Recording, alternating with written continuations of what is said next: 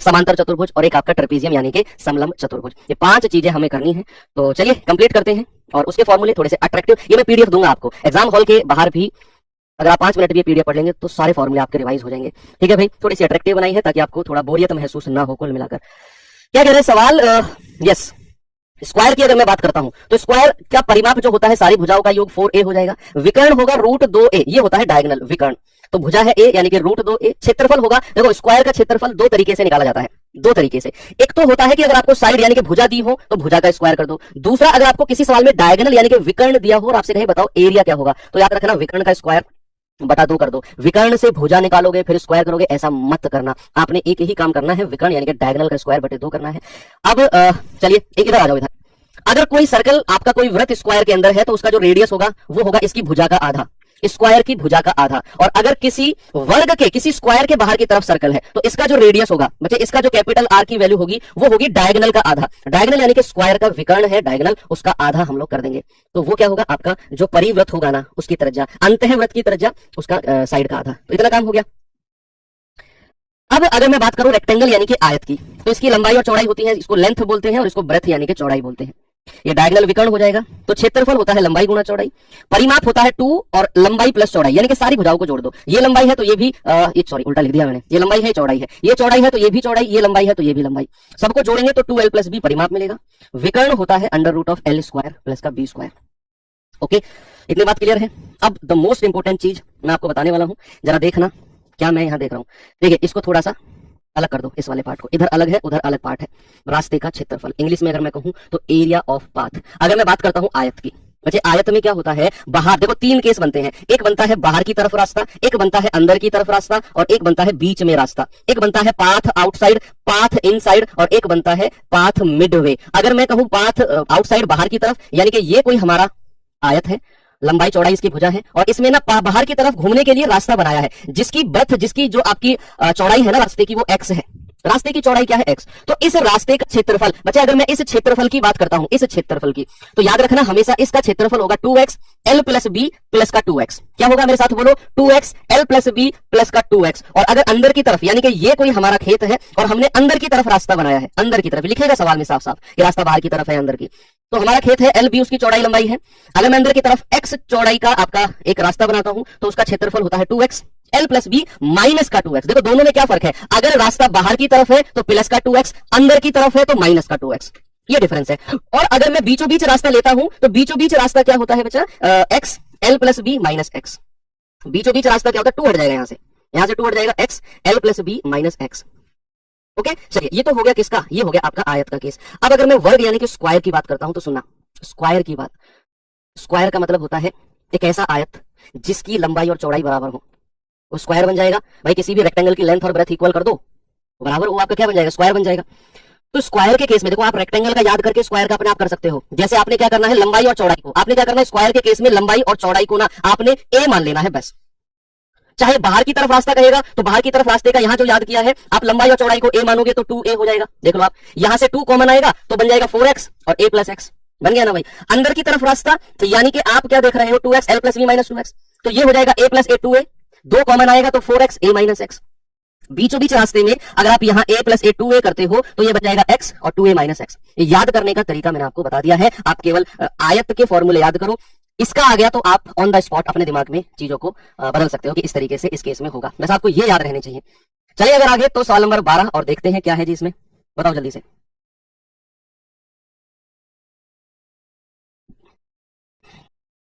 क्या 2 वर्गों के परिमाप 24 और 32 है, इन वर्गों के क्षेत्रफल के योग के बराबर का कोई तीसरा वर्ग है जिसका क्षेत्रफल है, और जो तीसरा वर्ग है ना उसका पेरीमीटर बताओ क्या होगा। पहले तो हमसे क्या बोला है हमें समझना है, 2 वर्गों का परिमाप, मैं उसकी भुजा मान लेता हूं, इसकी a1 है और परिमाप हो जाएगा 4a1, तो इसकी भुजा हो जाएगी 6। दूसरे वाले वर्ग की भुजा मान रहा हूं a2 और परिमाप कितना दिया हुआ है 32, तो यहां से a2 कितना हो जाएगा, 4 × 8 = 32, तो a1 मिल गया a2 मिल गया।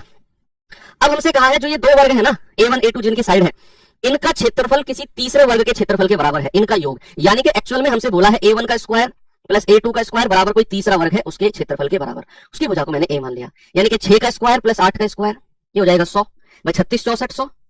तो यहां से तीसरे वर्ग की भुजा कितनी आ जाएगी, √100, दैट इज 10। कितनी हो जाएगी? Under root of 100। आपसे कहा तीसरे वर्ग का पेरीमीटर क्या होगा? भाई पेरीमीटर तो 4 गुना ए होगा, 4 गुना 10, और आप कहेंगे सर 40। Option number B. बहुत अच्छा सवाल है ये। आगे बढ़ते हैं। एक वर्गाकार मैदान का क्षेत्रफल 7200 मीटर स्क्वायर है। इसके विकर्ण की लंबाई, देखो मैंने आपको बोला कि अगर किसी स्क्वायर की बात करें और डायगोनल यानी कि विकर्ण की बात कर ले तो आपको उसका एरिया विकर्ण की फॉर्म में ही याद रहना चाहिए। भाई साहब, आप जो रजाई में घुसे हुए बैठकर पढ़ रहे हो ना, आप मुझे दिख रहे हो, आप, हाँ, ऐसे सुनने से काम नहीं चलेगा, लिखना पड़ेगा। ठीक है, समझो बात को आप, कि अगर विकर्ण की फॉर्म में बात करेगा किसी भी स्क्वायर की, तो उसका क्षेत्रफल जो होगा वो विकर्ण का स्क्वायर बटा 2 होता है। क्या हो जाएगा? 7200। तो यहां से 2 की गुणा उधर करेंगे तो डायगोनल का स्क्वायर कितना हो गया? 72 दूनी 144 से डबल जीरो।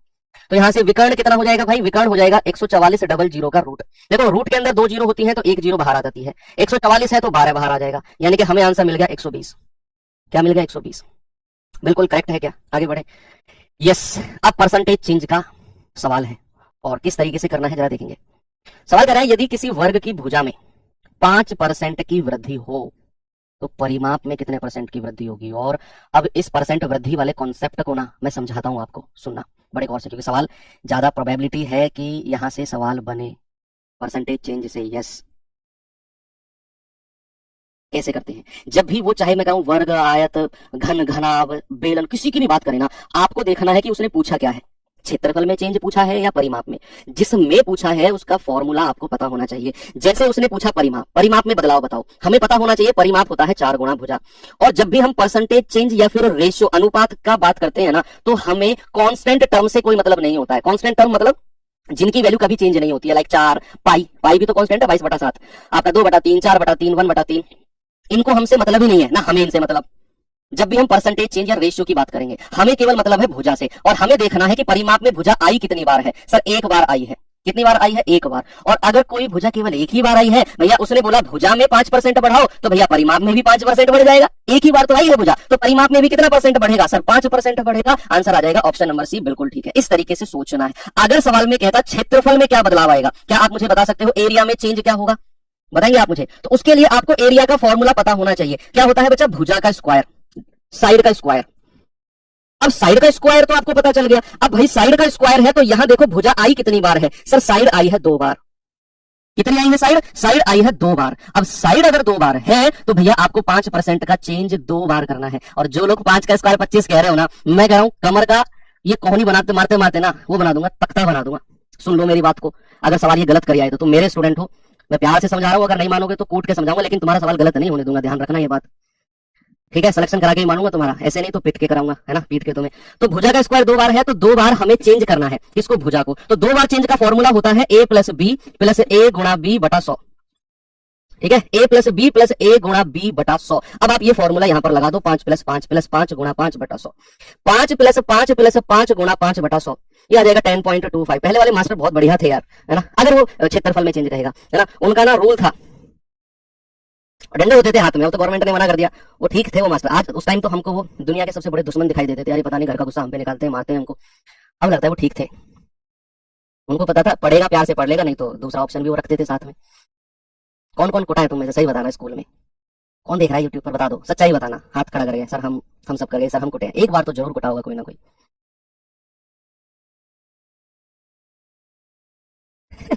एक 784 वर्गाकार टाइल्स हैं जिनकी प्रत्येक भुजा 50 सेंटीमीटर है।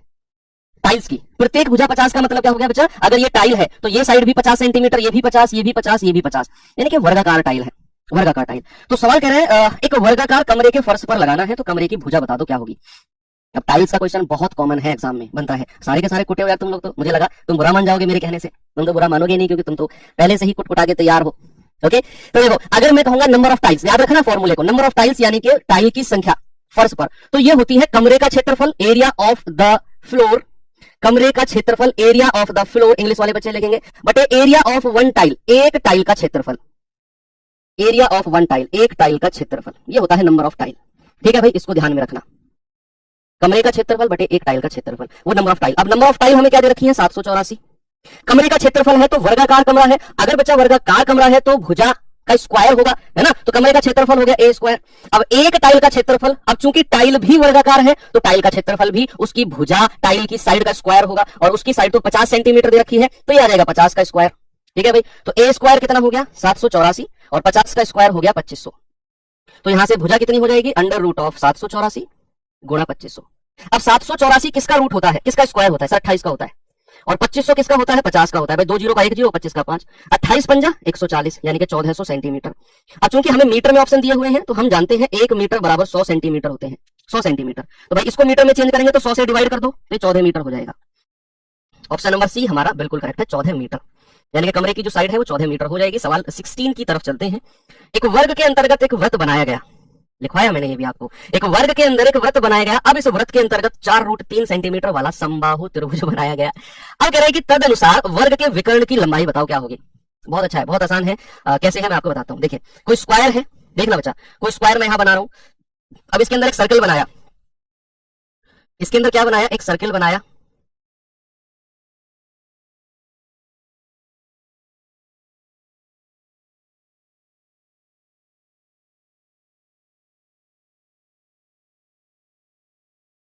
ये सर्कल बना दिया भाई, ये बनेगा नहीं, वैसे मुझे हाथ से ही बनाना पड़ेगा, है ना, इसी तरीके से, क्योंकि स्क्वायर ढंग से नहीं बनाया ना। इस तरीके से एक सर्कल बनाया, कलाकार तो मैं भी पूरा हूं, देख लो प्योर सर्कल बन गया। अब कह रहे हैं सर्कल के अंदर भी एक समबाहु त्रिभुज बना दो भाई, इसके अंदर भी क्या करो एक समबाहु त्रिभुज बना दो इस तरीके से, ये वाला समबाहु त्रिभुज जिसकी भुजा तीनों बराबर है। अब कह रहा है कि अब कह रहा है कि इस 4√3 सेंटीमीटर भुजा है इसकी, 4√3। बच्चा अगर इसकी 4√3 है तो एक केंद्र में सर्किल का बना रहा हूं, तो अगर मुझे सर्किल की त्रिज्या चाहिए कैपिटल आर, तो आपको मैंने अलग से बताया है ना, आपको मैंने बताया है कि किसी भी समबाहु त्रिभुज के बाहर की तरफ अगर कोई सर्किल है तो उसकी त्रिज्या क्या होती है बच्चा, a/√3 होती है ना, बिल्कुल। और हमें तो इस समबाहु त्रिभुज की साइड 4√3 दे रखी है, तो इसकी त्रिज्या कितनी आ गई 4/√3, 4√3/√3 यानी कि ये आ गया 4। अब सुनो, मैंने एक और फॉर्मूला आपको बताया कि किसी भी स्क्वायर के अंदर अगर कोई सर्किल है, कोई सर्किल है, अब हमें इसका रेडियस मिल गया, सर्किल का रेडियस कितना मिल गया 4, तो भाई ये इसकी भुजा का आधा होता है। अगर मैं कहता हूं कि ये जो r है ये भुजा का आधा होता है, तो यहां से अगर मैं भुजा की बात करता हूं तो भुजा हो जाएगा 2 गुणा r दैट इज 8। अब हमें तो इसका डायगोनल चाहिए विकर्ण, वो तो √3a √2a हो जाएगा, क्या हो जाएगा √2a, यानी कि 8√2। तो चीजों को कई बार ना तोड़ मरोड़ के भी आपसे पूछ सकता है। मैंने आपको देखो अलग अलग सारा पढ़ाया हुआ, ये भी, तो उसने तोड़ मरोड़ के पूछ लिया, कॉन्सेप्ट क्लियर है तो कर दोगे, नहीं तो फिर प्रॉब्लम हो जाएगी। एक वर्ग के अंतर्निहित और परिबद्ध वृत्तों का क्षेत्रफल बताओ। किसी स्क्वायर का इन सर्किल और बाहर वाला सर्किल का रेशियो क्या होगा। देखो कोई मैं स्क्वायर बनाता हूं यहां पर, ये कोई स्क्वायर बन गया। अब सवाल कह रहा है कि इसके अंदर वाला सर्किल और इसके बाहर वाले सर्किल के क्षेत्रफल का रेशियो। देखो ये तो होता है भुजा का आधा, और जो इसका रेशियो ये वाला होता है, जो ये तो आर हो गया, जो कैपिटल आर है ये क्या होता है डायगोनल का आधा, डायगोनल का आधा, है ना। तो अंतर्निहित की अगर मैं बात करता हूं स्मॉल आर और कैपिटल आर, तो ये तो a/2 हो गया, और ये हो गया डायगोनल का आधा। डायगोनल मतलब होता है √2a डिवाइड बाई 2। और अगर मैं क्षेत्रफल की बात करूंगा तो बच्चे आप क्या करोगे, आप कहोगे πr² होता है। किसी भी सर्किल, किसी भी वृत्त का क्षेत्रफल क्या होता है πr²। तो अगर ये तो त्रिज्या हो गई भाई अंतर्निहित और बाहर वाले की, क्षेत्रफल होगा पाई गुणा r², a/2 का स्क्वायर, और पाई गुणा √2a/2 का स्क्वायर। पाई से पाई गया, ये हो जाएगा a²/4, और ये हो जाएगा 2a²/4। 4 से 4 गया, a² से a² गया, रेशियो कितना आ गया 1:2 का। और आगे तक जब तक आपका एग्जाम पास ना हो इस बात को डायरेक्ट याद रखना, किसी भी स्क्वायर, किसी भी वर्ग का जो बाहर वाला सर्किल होता है ना, वो अंदर वाले सर्किल के क्षेत्रफल का डबल होता है। याद रखोगे ना कि कोई भी अगर मैं वर्ग ले लूं, उसके अंदर कोई सर्किल बनाता हूं, उसका क्षेत्रफल का डबल क्षेत्रफल का होगा जब मैं बाहर सर्किल बनाऊंगा, 1:2 का रेशियो होगा। ये तो मैंने प्रूफ कर दिया आपके लिए, लेकिन अब आपको ये याद रखना है। आगे चलते हैं सवाल नंबर 18 की तरफ, और क्या है सवाल देखिए। कह रहा है कि एक वर्ग ए का विकर्ण a+b है, एक वर्ग का विकर्ण जिसका क्षेत्रफल वर्ग ए के क्षेत्रफल का डबल है। पहले तो आपको इसका क्षेत्रफल बताना है, और उसका डबल करना है, वो दूसरे वाले का क्षेत्रफल होगा, और फिर दूसरे वाले का विकर्ण बताना है। बहुत सिंपल है। मैंने आपसे बोला कि किसी भी वर्ग की अगर विकर्ण के रूप में बात करेगा, डायगोनल के रूप में, तो उसका एरिया होता है d²/2। क्या होता है बच्चे, d²। अगर मैं ए वर्ग की बात करता हूं तो इसका एरिया हो जाएगा d²/2 बराबर a+b दिया हुआ है हमें, अच्छा विकर्ण ही दिया हुआ है ना, तो ये हो जाएगा a+b का होल स्क्वायर अपॉन 2, है ना, ये एरिया हो जाएगा, एरिया। अब कह रहा है इस एरिया का डबल है दूसरे वर्ग का क्षेत्रफल, तो दूसरा वर्ग मैं बी मानता हूं, उसका एरिया क्या हो जाएगा, उसका एरिया हो जाएगा दुगुना ऑफ a+b का होल स्क्वायर बटे 2, 2 से 2 गया, तो ये हो जाएगा a+b का होल स्क्वायर। ये दूसरे वर्ग का एरिया आ गया। कह रहा है दूसरे का विकर्ण बताओ, दूसरे का विकर्ण। तो दूसरे वर्ग को अगर मैं विकर्ण की फॉर्म में लिखता हूं तो ये क्या होता है, विकर्ण यानी कि डायगोनल का स्क्वायर बटा 2, यानी कि a+b का होल स्क्वायर हो जाएगा एरिया। तो ये 2 उधर जाएगा, तो विकर्ण क्या होगा, विकर्ण हो जाएगा अंडर रूट में 2 और a+b का होल स्क्वायर। ये हो जाएगा √2 ऐसे रख लो, और a+b के होल स्क्वायर से a+b बाहर आ जाएगा, यानी कि √2 a+b कहां है ऑप्शन में, ये रहा ऑप्शन नंबर सी, आपके एग्जाम में आया हुआ सवाल है भाई। चलिए यहाँ पर वर्ग का केस होता है खत्म। अब आते हैं हम आयत यानी कि रेक्टेंगल की तरफ। क्या कहता है बच्चा रेक्टेंगल? रेक्टेंगल का पहला सवाल कहता है एक वर्गाकार पार्क की भुजाओं की लंबाई, वर्गाकार पार्क की भुजाओं की लंबाई 18 सेंटीमीटर है। किनारों के साथ 1 सेंटीमीटर चौड़ा पथ इसके अंदर की तरफ बनाया गया है। रास्ते का क्षेत्रफल मैंने क्या बताया आपको, ये देखो ये वर्गाकार पार्क, हाँ ये वर्गाकार का ही क्वेश्चन है, सॉरी ये उसका नहीं है ना, उसको ऊपर शिफ्ट करते हैं, ऊपर शिफ्ट करते हैं, रेक्टेंगल अभी शुरू नहीं हुआ है, अभी तो रास्ते का क्षेत्रफल का क्वेश्चन है। तो वर्गाकार पार्क की भुजा 18 है, किनारों के साथ साथ 1 सेंटीमीटर चौड़ा, अंदर की तरफ। रास्ता अगर अंदर की तरफ हो वर्गाकार खेत के, तो मैंने आपको फॉर्मूला बताया, एरिया ऑफ पाथ क्या होता है बच्चा, एरिया ऑफ पाथ होता है अंदर की तरफ, इनसाइड अगर होगा, इनसाइड होता है 4w और a माइनस डब्ल्यू, बताया था ना 4w और a माइनस डब्ल्यू, डब्ल्यू मतलब या फिर 4x, x मान लो, x की फॉर्म में बताया है तो 4x और a माइनस x। x क्या है? विड्थ, चौड़ाई, रास्ते की चौड़ाई, और वो तो हमें दी हुई है 1 सेंटीमीटर चौड़ाई, तो 4 इंटू 1, भुजा कितनी है 18 माइनस 1, तो 4 गुणा 18 में से 1 गया 17, दैट विल बी 68। कितना आएगा भाई साहब? 68 centimetre square. Option number C मेरा बिल्कुल करेक्ट है, पता है ना, अंदर की तरफ रास्ता। अगर बाहर की तरफ रास्ता होता तो यही फॉर्मूले में प्लस हो जाता, बस 4x a प्लस x। जैसे ये सवाल देखिए एक बार, देखेंगे बच्चे इस सवाल को, क्या होगा इसका जवाब। एक वर्गाकार मैदान के चारों ओर, देखो मैदान के चारों ओर रास्ते की चौड़ाई 4.5 मीटर है, बहुत अच्छा सवाल है। इसका क्षेत्रफल है 105.75 मीटर स्क्वायर। कह रहा 100 रुपए प्रति मीटर की दर से रास्ते पर बाढ़ लगाने का खर्चा कितना है? बाढ़ लगाना जानते हो? बाढ़ लगाना जानते हो कि नहीं? खेत गांव में आपने देखे होंगे आपके भी। तो जब हम कोई फसल उगाते हैं, ऐसी फसल जो जिसको जानवर बर्बाद कर दें, तो हम क्या करते हैं, जैसे हमने कोई मकई वगैरह या फिर मतलब सब्जी वगैरह कुछ बोया खेत में, तो क्या करते हैं, खेत की बाउंड्री पे ना हम लोग क्या करते हैं, कटीले तार लगा देते हैं, दैट इज कॉल्ड बाढ़ लगाना, तारबंदी जिसको बोलते हैं। तो तारबंदी क्या पूरे खेत में करते हो आप? भाई जब मान लो ये आपका खेत है, तो तारबंदी क्या ऐसे करोगे पूरे खेत में? ऐसे नहीं होती ना, तारबंदी कैसे होती है बच्चा? तारबंदी होती है इसकी बाउंड्री पर, यानी कि पूरी बाउंड्री पर आपने कटीले तार लगा दिए। तो पूरी बाउंड्री पर कटीले तार लगाना मतलब आपने उस खेत का परिमाप, उसका पेरीमीटर को कवर कर दिया। तो इस सवाल में आपको पेरीमीटर निकालना है, परिमाप। उसने बोला है 100 रुपए प्रति मीटर के हिसाब से बाढ़ लगती है, खर्चा बताओ। तो आपने पहले निकालना है कि बाढ़ यानी कि वो तारबंदी होनी कितनी है, तो वो तारबंदी होगी जितना इसका पेरीमीटर, जितना इसका परिमाप होगा। तो इसका परिमाप निकालो, 100 से गुणा कर दो। अब हमारे सामने टारगेट है व्हाट इज द पेरीमीटर। परिमाप से पहले हमको भुजा चाहिए, भाई स्क्वायर की भुजा चाहिए हमको, साइड कितनी, उसी का 4 गुना, तो परिमाप करेंगे। अब देखिए कैसे सवाल को करते हैं। उसने बोला रास्ते की चौड़ाई है ये और बाहर की तरफ रास्ता है, तो बाहर की तरफ रास्ते का एरिया होता है 2x l प्लस बी, या फिर अगर मैं कहूं ये तो वर्गाकार है ना, तो फॉर्मूला होगा 4x और a प्लस x बराबर कितना दिया हुआ है 105.75। तो 4 चौड़ाई कितनी है 4.5 और a तो हमें चाहिए और 4.5 और ये है 105.75। पॉइंट को हटाता हूं, बटे 100 कर दो, ठीक है। यहां से थोड़ी सी काटापेटी करनी पड़ेगी, थोड़ा सा सवाल कैलकुलेटिव है। देखो यहां से पॉइंट हटाया, ये पॉइंट मत हटाओ, इनको गुणा कर लो, 45 चौके 180 यानी कि 18 हो जाएगा, और a प्लस 4.5 बराबर 10575 अपॉन 100, ठीक है भाई। देखो ये 18 यहां से हटाकर मैं यहां मल्टीप्लाई कर सकता हूं, नीचे ले गया, तो 9 दूनी 18, 9 एकम 9, 9 एकम 9, 9 सत्ते 63, 9 पंजे 45, ठीक है भाई। 2 से डिवाइड करेंगे तो 2 पंजे 10, 2 पंजे 10, या आप इसको ऐसे ही रहने दो, है ना। देखो मैं क्या इसमें आपको थोड़ा सा काम करवाता हूँ, 100 से डिवाइड कर दो, इसको मैं क्या कह सकता हूँ a प्लस 4.5 को क्या मैं 9/2 कह सकता हूँ भाई, 9/2। 100 से डिवाइड करेंगे तो 11.75/2 हो जाएगा, है ना, 2 तो ऐसे रहेगा। तो यहां से भुजा कितनी आ जाएगी 11.75, 9 इसमें से घट जाएगा और बटा 2, क्योंकि बेस बराबर है, बेस बराबर है, इसीलिए उधर जाकर 9 को सीधा सीधा हमने घटा दिया, तो 2.75/2 आ गया। कितना आ गया 2.75/2। अब ये तो क्या है बच्चे, भुजा आ गई, ऐसे ही रहने दो, 2 से डिवाइड मत करना। हमको चाहिए क्या, हमको चाहिए परिमाप, पेरीमीटर, और वो होता है 4 गुना भुजा, यानी कि 2.75/2 और गुणा 4, 2 दूनी 4 और 275 दूनी होता है 550, यानी कि 5.5। 4a यानी कि परिमाप आ गया। 1 मीटर का 100 रुपया, 1 मीटर का 100 रुपये लगते हैं, तो भाई 5.5 मीटर के कितने लगेंगे, 100 गुणा 5.5, ये लगेंगे सर 550 रुपए। कितने लगेंगे जी 550 रुपए। ऑप्शन नंबर बी मेरा सही है।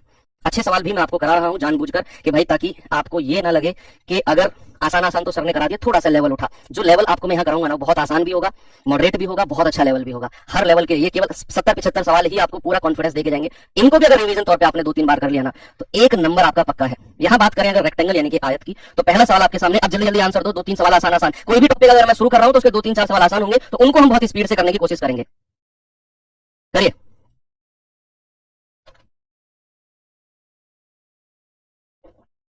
बताओ भाई, किसी आयत का परिमाप 40 मीटर है, लंबाई 12 है, आयत की चौड़ाई बताओ।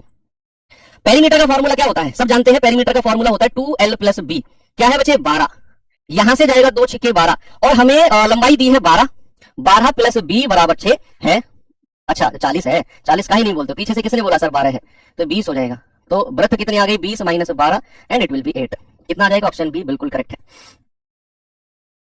40 बोल, तो तुम में से आवाज आई पीछे से किसी की, सर 12 मैंने लिख दिया 12।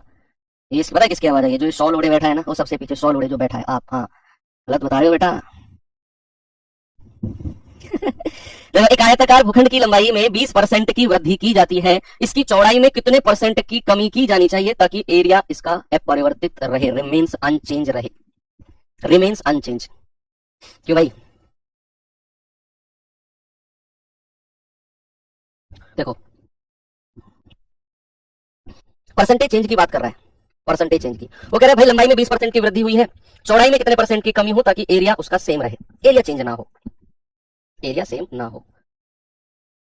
तो सिंपल कैसे भाई, अगर मैं बात करूं लंबाई की तो 20% का फ्रैक्शन क्या होता है, 1/5 होता है ना, यानी कि उसने लंबाई को 5 से बढ़ाकर कितना कर दिया, 6।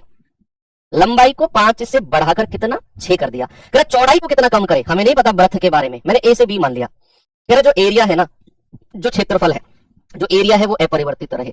कोई भी चीज अगर अनचेंज रहे ना, अपरिवर्तित रहे, याद रखना उसका रेशियो 1/1 होता है। कोई भी चीज अगर अनचेंज है, अपरिवर्तित है। अब हमें ए और बी का रेशियो चाहिए। देखो या तो आप ऐसा कर लो कि भाई आप इन दोनों की गुणा करके, इन दोनों गुणा करके 1/1 कर दो, या फिर ए और बी का डायरेक्ट रेशियो लिखना सिखाऊं आपको, कभी भी ऐसी कंडीशन आ जाए आप क्रॉस में मल्टीप्लाई करो। इनकी मल्टीप्लाई यहां लिख दो 5 एकम 5 और इनकी मल्टीप्लाई यहां लिख दो 6 एकम 6, ये होती है मल्टीप्लाई। ऊपर की संख्या जो एरिया है 5 एकम 5, ऊपर की संख्या जो एरिया है 6 एकम 6, ए और बी का रेशियो आ गया। कितने की कमी हुई है, आप कहेंगे सर 1 की कमी है, और कितने पर, बटा 6 और गुणा 100। 1/6 गुणा 100 परसेंटेज में बहुत अच्छे से सिखाया गया। 16 से ही 2/3% या फिर पॉइंट में 16.666% इनफाइनाइट तक। कई बार इसको 16.67% भी बोल दिया जाता है। चलेंगे आगे। किसी कमरे का फर्श 100 मीटर लंबा है और 3 मीटर चौड़ा है, उस फर्श को कारपेट से कवर करना है, कारपेट बिछानी है, तो खर्च बताओ। जबकि 50 सेंटीमीटर चौड़ा कारपेट का खर्चा 15 रुपए पर मीटर है, 15 रुपए पर मीटर। देखो दरअसल सवाल कहता क्या है आपसे, देखो आपका ना आपके पास डायमेंशन है, आपके पास डायमेंशन है कि फर्श है कोई, आपके पास कमरा है कोई, कमरा है ये 3 मीटर चौड़ा है और 100 मीटर लंबा है। इस तरीके से उसने बोला, उसने कहा भाई इस पे कारपेट बिछाना है। क्या करना है, इस पे बिछाना है कारपेट। तो कारपेट बिछाओ इस पे, कौन से कलर का, ये इस पर हमने कारपेट बिछा दिया, ये इस पर कारपेट बिछ गया, इस कमरे पर कारपेट बिछ गया। अब ये कमरा है, ठीक है भाई, कमरे पर कारपेट बिछ गया। अब कह रहा है कारपेट जो बिछा है ना, उस कारपेट का चौड़ाई है 50 सेंटीमीटर चौड़ाई है और उसका जो रेट है ना 15 रुपए प्रति मीटर है। तो खर्चा बताओ। हमें कारपेट की लंबाई पता करनी होती है, हमें कारपेट की लंबाई, क्योंकि उसका जो रेट लगता है वो लंबाई के हिसाब से लगता है, चौड़ाई के हिसाब से नहीं, लंबाई के हिसाब से लगता है। तो यहां से सबसे पहले क्या करेंगे, कारपेट की लंबाई। देखो कारपेट हमारा है 50 सेंटीमीटर चौड़ा, भाई कमरे की ही तो लेंथ है आपकी 3 मीटर की है, कारपेट तो 50 सेंटीमीटर चौड़ा होगा ना, तो 50 50 50 50 के हम कारपेट बिछाते जाएंगे 3 मीटर। मान लो 50 सेंटीमीटर यहां तक आया, फिर दूसरा कारपेट आएगा, फिर तीसरा आएगा, फिर चौथा आएगा, इस तरीके से कारपेट आते चले जाएंगे 50 सेंटीमीटर चौड़ाई के। यस, तो मैंने कहा जो कमरे का क्षेत्रफल होगा वो कारपेट के क्षेत्रफल के बराबर होगा, पूरे कारपेट का क्षेत्रफल। भाई मैंने तो इसको काट काट के बिछाया कमरे में ऐसे, मैं कहूंगा पूरा कारपेट कितना लंबा होगा, चौड़ाई तो उसकी 50 सेंटीमीटर है, वो किसके क्षेत्रफल के बराबर होगा, कमरे के क्षेत्रफल के बराबर। यानी कि अगर मैं आपसे कहूं कमरे का क्षेत्रफल है लंबाई गुना चौड़ाई 100 गुना 3, कारपेट का क्षेत्रफल उसकी लंबाई हमें नहीं पता लेकिन उसकी चौड़ाई पता है, 50 सेंटीमीटर को मीटर में चेंज करो बटा 100 करके, हम कहेंगे 1/2 मीटर, क्योंकि ये मैं मीटर में ले रहा हूं, 1/2 मीटर। ठीक है भाई, तो यहां से लंबाई कितनी आ गई कारपेट की, 3 गुनी 6, 600 आ गई, 600 मीटर। ये कारपेट की लंबाई आ गई। अब हमें पता है जो कारपेट है वो 15 रुपए मीटर के हिसाब से लेता है। 1 मीटर की वैल्यू कितनी है, 15 रुपए, तो 600 मीटर कारपेट कितने में पड़ा होगा, आप कहेंगे 15 गुना 600, सर 9000 का कारपेट पड़ा होगा। ऑप्शन नंबर बी हमारा सही है, ऑप्शन नंबर बी। आगे चलते हैं। एक आयताकार खेत की लंबाई और चौड़ाई का अनुपात 4:3 है। यदि 2 रुपए प्रति वर्ग मीटर की दर से खेत की जुताई की लागत 600 रुपए है, तो खेत की लंबाई कितनी रही होगी, 2 रुपए प्रति वर्ग मीटर। 1 मीटर स्क्वायर के 2 रुपए लेता है जो खेत की जुताई करने वाला है ना, किसान जो है, तो लागत 600 रुपए लगी। अगर मैं कहूं खेत का एरिया कितना रहा होगा, भाई 1 मीटर स्क्वायर के 1 वर्ग मीटर के 2 रुपए लेता है और टोटल उसने 600 रुपए लिए, तो खेत का एरिया कितना रहा होगा, खेत का एरिया कितना रहा होगा, आप टोटल खर्चे से 1 मीटर स्क्वायर का जो रेट है वो डिवाइड कर दो, आप कहेंगे सर 300 वर्ग मीटर, यानी कि एरिया रहा है 300 मीटर स्क्वायर। टोटल खर्चा 600 रुपए ले लिया उसने भाई, 600 रुपए हो गए आपके खेत के। आपने कहा भाई क्या रेट है, उसने कहा भाई 2 रुपए मीटर स्क्वायर लिया मैंने। तो एरिया अगर आपको निकालना होगा तो 600 बटा 2 कर दो, 300 मीटर स्क्वायर का एरिया आ गया। अब ये तो एरिया आपके पास है, उसने कहा भाई लंबाई और चौड़ाई का रेशियो 4:3 है, यानी कि लेंथ और ब्रेथ का रेशियो है 4:3। क्या मैं इसको मान लूं 4R और 3R? कोई प्रॉब्लम है आपको? तो ये हो जाएगा लंबाई गुणा चौड़ाई किसके बराबर है, 300 के बराबर है। ठीक है भाई, 4 तिया 12 से काटेंगे, 12 दूनी 24, 12 पंजे 60। ये हो जाएगा आर स्क्वायर बराबर 25। तो यहां से आर कितना होगा, √25 दैट इज 5। ये आर की वैल्यू आ गई। बस अब यहां चाहे लंबाई पूछे चाहे चौड़ाई पूछे आप बता दोगे। 5 चौके 20 और 4 तिया 5 तिया 15। लंबाई है 20, चौड़ाई है 15, लंबाई पूछी है, ऑप्शन बी हमारा सही जवाब है। ठीक है, आगे बढ़े। नेक्स्ट क्वेश्चन नंबर 25 जरा देखेंगे बच्चा। एक वर्ग और एक आयत का क्षेत्रफल बराबर है, किसी स्क्वायर और किसी रेक्टेंगल का एरिया इक्वल है। उसने कहा आयत की लंबाई वर्ग की भुजा से 9 सेंटीमीटर ज्यादा है और आयत की चौड़ाई वर्ग की भुजा से 6 सेंटीमीटर कम है। आयत का परिमाप क्या होगा? जीडी 2019 का पूछा गया सवाल है। देखो, एक तरफ हम लेते हैं आयत रेक्टेंगल और एक तरफ लेते हैं स्क्वायर दैट इज वर्ग। वर्ग की भुजा को मान लेता हूं मैं ए, मान लिया मैंने, मान लिया ना भाई।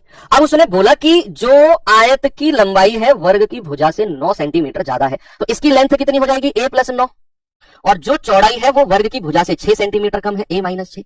अब पहली ही लाइन में उसने बोल दिया कि जो एरिया है ना वो बराबर है दोनों का। अगर एरिया दोनों का बराबर है तो a + 9 और a + 6 बराबर किसका हो जाएगा, a स्क्वायर के। भाई गुणा करेंगे a स्क्वायर, a की गुणा 6 में करेंगे -6a, 9 की गुणा a में करेंगे प्लस का 9a, और 9 की गुणा 6 में करेंगे माइनस का 54 बराबर a स्क्वायर। a स्क्वायर से a स्क्वायर गया, 9 में से 6 गया 3a, माइनस का 54 उधर जाएगा प्लस का 54 हो जाएगा, यानी कि a की वैल्यू मिल गई 18। अब हमसे उसने पूछा क्या है, पेरीमीटर ऑफ द रेक्टेंगल, आयत का परिमाप। अगर हमें a बराबर मिल गया 18 तो लेंथ कितनी हो जाएगी, 18 और 9 27, ब्रेथ कितनी हो जाएगी, 18 में से 6 गया 12। भाई परिमाप पूछा है ना पेरीमीटर, तो परिमाप होगा 2l + b, 2l + b यानी कि 2 और 27 + 12, 27 + 12 39 दूनी 78, 78 यानी कि ऑप्शन नंबर सी मेरा बिल्कुल ठीक है। ओके, आगे बढ़े। Next question number 26। एक आयताकार खेत का क्षेत्रफल 396 मीटर स्क्वायर है, भुजाओं का रेशियो 11:9 है, तो आयताकार खेत का परिमाप। आसान है, बहुत आसान है। क्षेत्रफल दिया हुआ है, साइड का रेशियो दिया हुआ है, यानी कि लंबाई और चौड़ाई का रेशियो कितना है, 11:9। क्या मैं इसको 11r और 9r कहता हूं? तो क्षेत्रफल क्या हो जाएगा, 11r गुणा 9r बराबर 396। तो 11 तिया 33, 11 तिया 33, 11 छक्के 66 और 9 चौके 36। तो r स्क्वायर बराबर कितना हो जाएगा 4। तो r कितना हो जाएगा भाई, √4 दैट इज 2। अब r की वैल्यू हमें 2 मिल गई। अब हमें लेंथ और ब्रेथ निकालने के लिए कौन रोक सकता है, कोई भी नहीं। तो हम कहेंगे कि भाई जो अगर r 2 है तो लंबाई हो जाएगी 11 दूनी 22, चौड़ाई हो जाएगी 9 दूनी 18। अब हमसे तो पेरीमीटर पूछा, परिमाप होता है 2l + b, यानी कि 2 और 22 + 18, ये हो जाएगा 80। 22 18 40, 40 दूनी 80, ऑप्शन नंबर बी मेरा बिल्कुल करेक्ट है। बेटा थोड़ी सी हिम्मत करनी पड़ेगी इस चैप्टर में, और थोड़ी सी हिम्मत करते ही मौजा ही मौजा, मैं सही बता रहा हूं। ये 1 शॉट वीडियो तो बच्चे कर लेना, जिसका रिवीजन कम हुआ है ना, जिसको किसी भी चैप्टर में कॉन्फिडेंस कम है, तो 1 शॉट वीडियो डालना यूट्यूब पर सर्च में और कर लेना। ऐसा ना हो कि आप में से कोई बच्चा लापरवाही बरत दे और सम्मान समारोह जब हो तो घर पे फोन पे बैठा देखता रहे।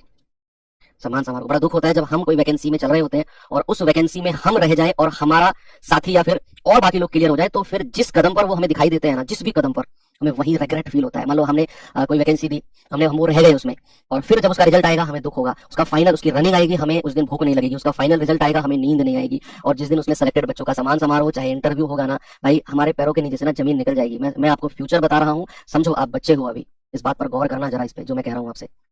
तो आज समय है, पढ़ लो। सवाल कह रहा है एक 10 मीटर लंबे और 8 मीटर चौड़े आयताकार प्लॉट के बाहर चारों ओर 6 मीटर चौड़ा रास्ता है, रास्ते का क्षेत्रफल। फॉर्मूला डायरेक्ट लिखवाया है कि अगर रास्ता बाहर की तरफ है, बाहर की तरफ बोला है ना, तो भैया रास्ते का क्षेत्रफल होता है 2x और l + b प्लस, देखो रास्ता बाहर की तरफ है तो प्लस का 2x, और रास्ता अंदर की तरफ है तो माइनस का 2x, है ना। तो x यानी कि रास्ते की चौड़ाई 6 मीटर दे रखी है, तो 6 दूनी 12, l + b यानी कि 10 और 8 18, प्लस का 2x यानी कि 6 दूनी 12। भाई 12 गुणा 18 12 30 होता है, 12 तिया 36 यानी कि 360 मीटर स्क्वायर। कितना आंसर आ जाएगा बच्चा, ऑप्शन नंबर डी मेरा सही है।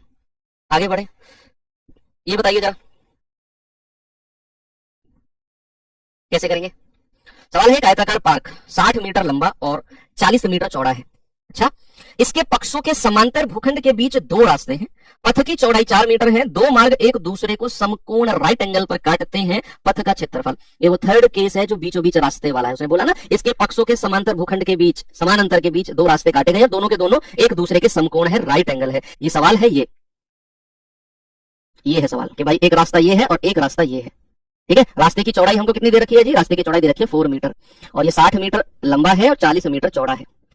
और रास्ते का क्षेत्रफल मैंने आपको क्या बोला था, मैंने बोला था बच्चा x और l plus b minus x, x l plus b minus का x, यहाँ 2 का कोई रोल नहीं होता है। x मतलब 4, l प्लस बी 60 40 100 माइनस का 4, 4 गुणा 96, 9 चौके 36, 6 चौके 24, 384। कितना आंसर आ जाएगा, आंसर आ जाएगा ऑप्शन नंबर बी मेरा सही है। तो चाहे बाहर की तरफ रास्ता हो, चाहे अंदर की तरफ हो, चाहे बीचों बीच हो, चाहे स्क्वायर केस में पूछे, चाहे रेक्टेंगल केस में पूछे, मैं हर चीज को cover with formula with question cover करते हुए चल रहा हूं भाई। अब यहाँ पर हम पढ़ते हैं कुछ और फॉर्मूले, एक बार सेकंड स्क्रीन पर लगाना बच्चे। देखो अब फॉर्मूले हैं हमारे समचतुर्भुज यानी कि रोम्बस पैरेलल, स्क्रीनशॉट ले लो जल्दी से, ठीक है, ले लिया होगा, हटा दो। तो अब हम पढ़ेंगे रोम्बस क्या होता है। आप कहेंगे सर रोम्बस तो स्क्वायर की तरह ही होता है, तो एक स्क्वायर जिसका हर एंगल 90 डिग्री नहीं होता, बस याद रखना। परिमाप होता है 4 गुणा भुजा। ये d1 और d2 क्या है बच्चे, इसके डायगोनल्स हैं, इसके विकर्ण है। तो d1 square plus d2 square बराबर 4a स्क्वायर। क्षेत्रफल होता है 1/2 और d1 गुणा d2, डायगोनल्स का मल्टीप्लीकेशन बटा 2 ही क्षेत्रफल ऑफ रोम्बस आपका समचतुर्भुज होता है। समचतुर्भुज के केस में ना एक और चीज है, अगर आप वो चीज समझ रहे हैं ना तो फिर आपको ये फॉर्मूले की जरूरत नहीं है। d1 square plus d2 square बराबर 4a स्क्वायर फॉर्मूले की आपको नीड नहीं है। वो चीज क्या है जरा देखना, अगर आप वो समझ गए तो, और समझोगे क्यों नहीं, ठीक है। तो वो चीज है क्या कि मान लो ये डायगोनल्स हैं 2 इसके।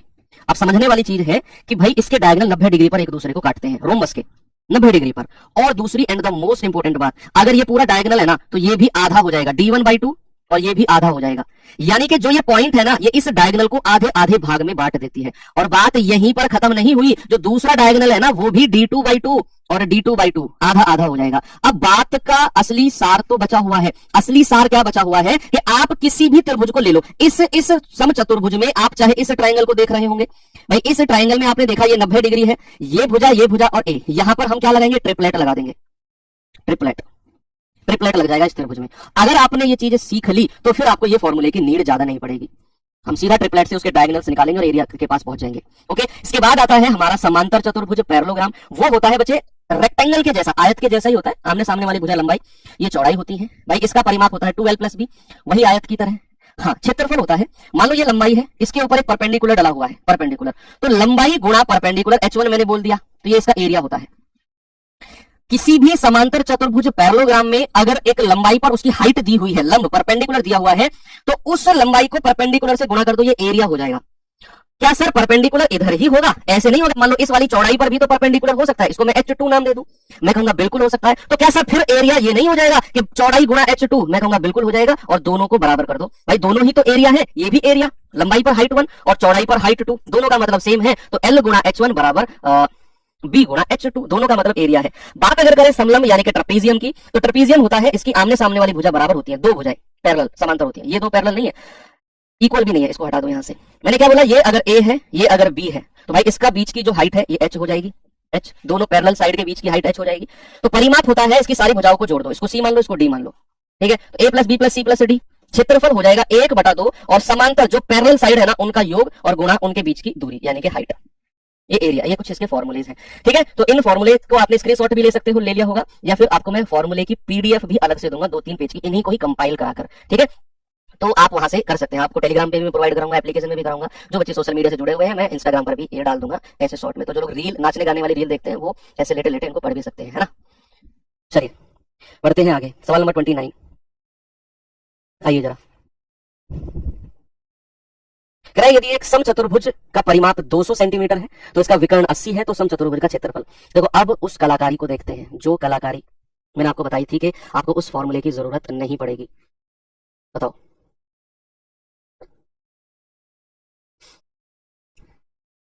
क्या समचतुर्भुज का परिमाप 200 है। अब कोई समचतुर्भुज हम बनाते हैं, ये कोई रोम्बस है, पेरीमीटर अगर 200 है तो पेरीमीटर तो इसका 4a हो जाएगा बराबर 200।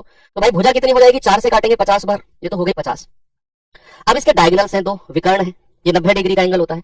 आपसे बोला कि एक विकर्ण 80 है, अगर ये 80 है तो भाई ये हो जाएगा 40, ये भी 40, 2 बराबर भागों में बटेगा। अब आप मुझे बताओ वो ट्रिपलेट, वो त्रियक जिसमें ये भुजा 50 होती है, एक 40 होती है, तो क्या तीसरी भुजा 30 नहीं हो जाएगी? 30 40 50, 3 4 5 का ट्रिपलेट नहीं पढ़ा तुमने, 3 4 5, तीनों के आगे 0 0 लगा दो, 30 40 50। अगर यहां से यहां तक 30 है तो ये भी तो 30 हो गई। तो एक डायगोनल तो सवाल ने मेहरबानी से दे दिया 80, दूसरा हमने कलाकारी से निकाल दिया 30 और 30 60। तो एरिया ही तो पूछा उसने, एरिया क्या हो जाएगा 1/2 गुणा d1 गुणा d2, तो ये क्या हो जाएगा 1/2 गुणा 80 गुणा 60, ये जाएगा 30 बार और 8 × 2400। आंसर आ गया ऑप्शन नंबर सी। अगर आप ऐसे नहीं करना चाहते तो आप फिर फॉर्मूला लगाओ, d1 square plus d2 square बराबर 4a स्क्वायर। एक डायगोनल 40 और 40 80 दिया हुआ है, इसको 80 का स्क्वायर कर दो, ए हमें 50 दिया हुआ है, यहां से करके और खुद निकाल लेना दूसरा डायगोनल, मैंने आपको बता दिया। अब अगर मैं आगे बढ़ूं सवाल नंबर 30 की तरफ, जरा देखेंगे इसमें क्या है भाई, बताओ जल्दी से। 2D मेंसुरेशन खत्म करके ही हम ब्रेक लेंगे, 1 मिनट का ब्रेक लेंगे 2D मेंसुरेशन खत्म करके, अभी 2D बचा हुआ है। एक समचतुर्भुज के विकर्ण क्रम से 10 सेंटीमीटर और 30 सेंटीमीटर है, तो समचतुर्भुज का क्षेत्रफल, ये बच्चों वाला सवाल है, आंसर आना चाहिए। क्या होगा एरिया, इसका एरिया हो जाएगा 1/2 गुणा 10 गुणा 30, तो 30 धाम 300/2 कितना हो गया 150 सेंटीमीटर स्क्वायर। ये जीडी का आएगा सवाल है 2024 का। आपका क्वेश्चन भी इतना ही आसान बनेगा, मैं आपको थोड़े अच्छा लेवल करा रहा हूं ताकि आप उसके लिए तैयार रहें। ऐसा नहीं है सारे ही इतने आसान सवाल हो, या फिर ऐसा नहीं है सारे ही टॉप लेवल के हो। भाई किसी शिफ्ट में अच्छा पूछा गया, किसी में आसान आ गया, तो अच्छी शिफ्ट वाला बच्चा भी तो यहीं बैठ के पढ़ रहा है, वो कहीं और थोड़ी है, तो उसके लिए भी तो मुझे सोचना है ना, जिसकी शिफ्ट में अच्छा सवाल आएगा। बताऊं किसकी शिफ्ट में आएगा, यार रहने दो, चलो छोड़ो। बोलते हैं ना कि 24 घंटे में एक बार सरस्वती माँ जरूर जीव्या पर बैठती है, हो सकता है मैं उसको बोल दूं इशारा करके और उसके में आ जाए और वो फिर आके मुझे पकड़ ले, गुरुजी आपने श्राप दिया था कि तुम्हारे एग्जाम में आएगा। चलो छोड़ो, समझ जाओ किसके में आया। यूं जो मुस्कुरा रहे हो, कुछ तो छिपा रहे हो।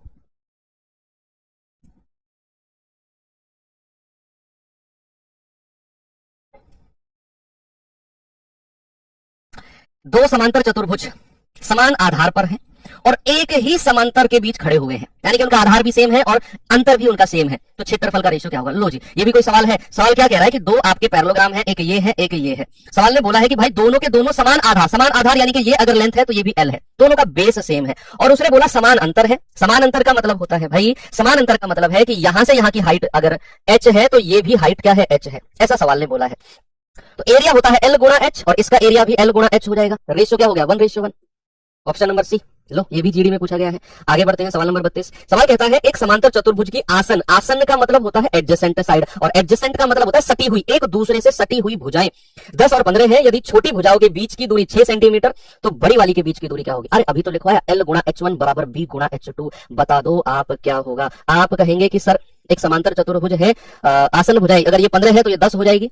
अगर छोटी भुजाओं के बीच की दूरी, छोटी भुजा तो ये है, इनके बीच की दूरी कितनी है जी, ये है आपकी 6, तो कह बड़ी भुजाओं के बीच की दूरी क्या होगी, बड़ी भुजा, ये h आपसे पूछ लिया। अब हमें पता है 15 गुणा h बराबर 10 गुणा 6, 10 गुणा 6, तो h कितना हो जाएगा 10 6 के 60/15, ये हो जाएगा 4। कितना हो जाएगा 4, ऑप्शन नंबर बी।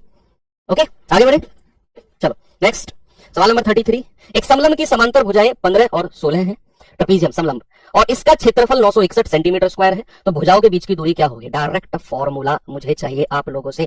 किसी भी ट्रेपीजियम का जो फॉर्मूला होता है, ये मान लो ट्रेपीजियम है आपका, भाई समांतर भुजाएं पैरेलल साइड, ये 16 है तो ये 15 है, कह रहा उनके बीच का जो डिफरेंस है वो है हमें चाहिए। और एरिया क्या होता है 1/2 15 + 16 समांतर भुजाओं का योग गुणा ऊंचाई, वो 961 हमें दिया हुआ है। तो 1/2 15 16 31 गुणा h बराबर 961, 31 या 93, 31 एकम 31, 2 की गुणा करेंगे h आ जाएगा 31 दूनी 62, कितना आ जाएगा 31 दूनी 62, ऑप्शन नंबर बी मेरा सही है। नेक्स्ट चलो, अब यहां पर हमारे क्वाड्रिलेटरल चतुर्भुज खत्म होते हैं। अब आते हैं हम 2D मेंसुरेशन के सबसे लास्ट पार्ट की तरफ, जिसको हमने बोला सर्कल। क्या बोला, सर्कल, वृत्त। ठीक है भाई, सर्कल के कुछ फॉर्मूलेज हैं, जरा उनको देखते हैं, ज्यादा नहीं है बहुत कम है, तो देखिए जरा सर्कल को क्या कहता है सवाल। सवाल कहता है कि वृत्त का जो व्यास होता है, ये व्यास है पूरा, ये पूरा का पूरा क्या है व्यास है, केंद्र से पास होता हुआ। अगर मैं कहूं इसको रेडियस, इसको रेडियस, तो रेडियस यानी कि त्रिज्या का डबल होता है आपका व्यास। ओके, क्षेत्रफल होता है πr², और अगर हमें डायमीटर गिवन हो, अगर हमें व्यास गिवन हो, तो एरिया का डायरेक्ट रेशियो आप ये भी कह सकते हो πd²/4। आप चाहो तो इसे अलग से भी याद कर सकते हो, और नहीं तो अगर डायमीटर गिवन है तो 2 से डिवाइड करके रेडियस निकाल लो, और रेडियस आप क्या कर सकते हो πr² लगा सकते हो। फिर परिधि यानी कि जो इसकी बाउंड्री होती है, ये वाली बाउंड्री जहां आप रनिंग करते हो, प्रैक्टिस करते हो, कभी बहम निकालना होना तो आ जाना, कभी हो कि तुमसे तेज कोई नहीं दौड़ने वाला है तो आ जाना मेरे साथ दौड़ के देख लेना। तो जिस परिधि पर मैं तुम्हें हराऊंगा ना दौड़ के, उस परिधि को कहते हैं 2πr। क्या कहते हैं 2πr। अर्धवृत्त सेमी सर्कल, सर्कल को बीच में से काट दो, सर्कल को बीच में से काटा तो भाई इसका एरिया हो जाएगा πr²/2, सर्कल का तो πr² होता है, इसका हो जाएगा उसका आधा। अगर मैं इसके परिमाप की बात करूं, देखो अगर मैं केवल इसकी बात करता हूं, देखो जहां मैं रेड पेन चला रहा हूं केवल इसकी, तो पूरे सर्किल की होती है 2πr। तो इस जिस पे रेड पेन चल रहा है इसकी हो जाएगी 2πr का आधा, दैट इज πr। जिसपे रेड पेन चल रहा है, और जिसपे मैं ब्लू पेन चला रहा हूं ये वाली लंबाई कितनी हो जाएगी, r प्लस r, ये तो सेंटर है 2r, तो ये 2r। तो किसी भी अर्धवृत्त की परिधि होती है पाई r प्लस 2r, और इसको थोड़ा सा अगर आप सिंप्लीफाई करो, यहां से बचा r कॉमन ले लो, ये हो जाएगा पाई प्लस 2, पाई को 22/7 लिखो, 22/7 प्लस 2, तो यहां से हम कहेंगे r बराबर हो जाएगा 7 दूनी 14 और 22 36/7, और ये चीज आप याद रखना 36/7, सॉरी ये मैंने इसको आप लिखेंगे r गुणा 36/7, या ऐसे लिख सकते हो 36/7 r। तो किसी भी अर्धवृत्त की परिधि को हम 36/7 r भी बोल सकते हैं, याद रहेगा ना, किसी भी सेमी सर्किल की परिधि 36/7 r होती है। अब बात आती है सेक्टर की, त्रिज्या खंड की। सेक्टर क्या होता है, मतलब किसी भी सर्किल के सेंटर से आप ऐसे चाप लगाओ, तो और ये जो पिज्जा का पीस होता है ना, पिज्जा खाए हो, तो पिज्जा का जो पीस होता है वो चाप होता है, सर्किल का सेक्टर होता है, उसका एक एंगल होता है थीटा, ये रेडियस होती है त्रिज्या।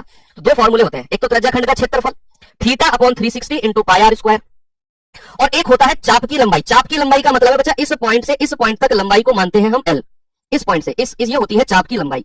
क्या होती है, चाप की लंबाई। तो चाप की लंबाई होती है theta upon 360 into 2 pi r, theta upon 360 into 2 pi r. Okay, आगे बढ़े। चलो, अगर मैं इन दोनों में रिलेशन की बात करता हूं, देखो अगर मैं चाप की लंबाई को सपोज एल मान लूं, एक और नया फॉर्मूला आपको याद करवा देता हूं, मैं इन दोनों को डिवाइड करता हूं, इन दोनों को, त्रिज्या खंड के क्षेत्रफल को मैं ए मान लूं, अगर मैं इन दोनों को डिवाइड करता हूं ए अपॉन एल, तो एरिया क्या होता है theta upon 360 into pi r square, और चाप की लंबाई क्या बोला मैंने, theta upon 360 into 2 pi r. Direct result याद करा रहा हूं आपको मैं। तो इनका रिलेशन बताना जल्दी से, क्या होगा, ये तो कैंसिल हो गया, पाई से पाई गया, आर से एक आर गया, तो ए अपॉन एल कितना हो गया, ऊपर तो आर बचा, नीचे 2, तो यहां से ए मैं कह सकता हूं एल आर बाई 2, और इसको आप डायरेक्ट याद रखना। यानी कि त्रिज्या खंड सेक्टर के केस में, सेक्टर के केस में अगर हमें एरिया और चाप की लंबाई दी हो और रेडियस पूछ ले, तो ये रिलेशन याद रखना, एरिया बराबर एल गुणा आर बटा 2। एल क्या है, चाप की लंबाई, ए क्या है, त्रिज्या खंड का एरिया, आर क्या है, रेडियस बटा 2। थीटा वगैरह से हम बच जाएंगे, थीटा वगैरह से बच जाएंगे। तो ये भी एक मोस्ट इंपोर्टेंट रिजल्ट बनता है। क्या बनता है बच्चे, मोस्ट इंपोर्टेंट, कि A is equal to L R by 2। आगे बढ़ते हैं, सवाल नंबर 34 क्या है देखेंगे जरा, बताओ भाई। सवाल कह रहा है यदि एक वृत्त का व्यास 15% बढ़ाया जाता है तो क्षेत्रफल में कितने परसेंट की कमी आएगी, वृद्धि होगी, सॉरी। आपको देखना है कि आपसे पूछा क्या है, क्या पूछा है आपसे, सर वृत्त का क्षेत्रफल, और मैंने आपसे बोला जो आपसे पूछे ना उसका एरिया आपको, उसका फॉर्मूला सॉरी आपको पता होना चाहिए। तो क्षेत्रफल पूछा है तो पाई आर स्क्वायर। फिर मैंने बोला कांस्टेंट टर्म से हमें मतलब नहीं है, पाई से हमें मतलब ही नहीं है, हमें मतलब है रेडियस से। कितनी बार आई है, 2 बार त्रिज्या आई है, और किसी भी चीज की अगर 2 बार वृद्धि देखनी हो तो फॉर्मूला होता है a प्लस बी प्लस ए गुणा बी बटा 100। अब उसने 15% बढ़ाया, व्यास को बढ़ाओ चाहे रेडियस को बढ़ाओ, बात एक ही है, चाहे डायमीटर को बढ़ाओ चाहे रेडियस को बढ़ाओ, बात एक ही है।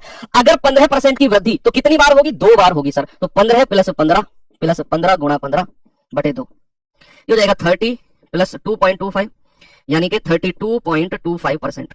इतने की वृद्धि हो गई जी। ऑप्शन नंबर डी हमारा सही है। ये परसेंटेज वाले याद रखना, बहुत ही ज्यादा इंपोर्टेंट क्वेश्चन है ये। चलो सवाल नंबर नेक्स्ट। कह रहा है कि एक वृत्त की परिधि और व्यास के बीच अंतर 12 सेंटीमीटर है। What is the area of the circle. सवाल कहता है किसी वृत्त की परिधि, परिधि क्या होती है बच्चे 2 पाई आर, व्यास क्या होता है 2r, और अगर मैं अंतर देखता हूं तो मुझे क्या मिलता है 12।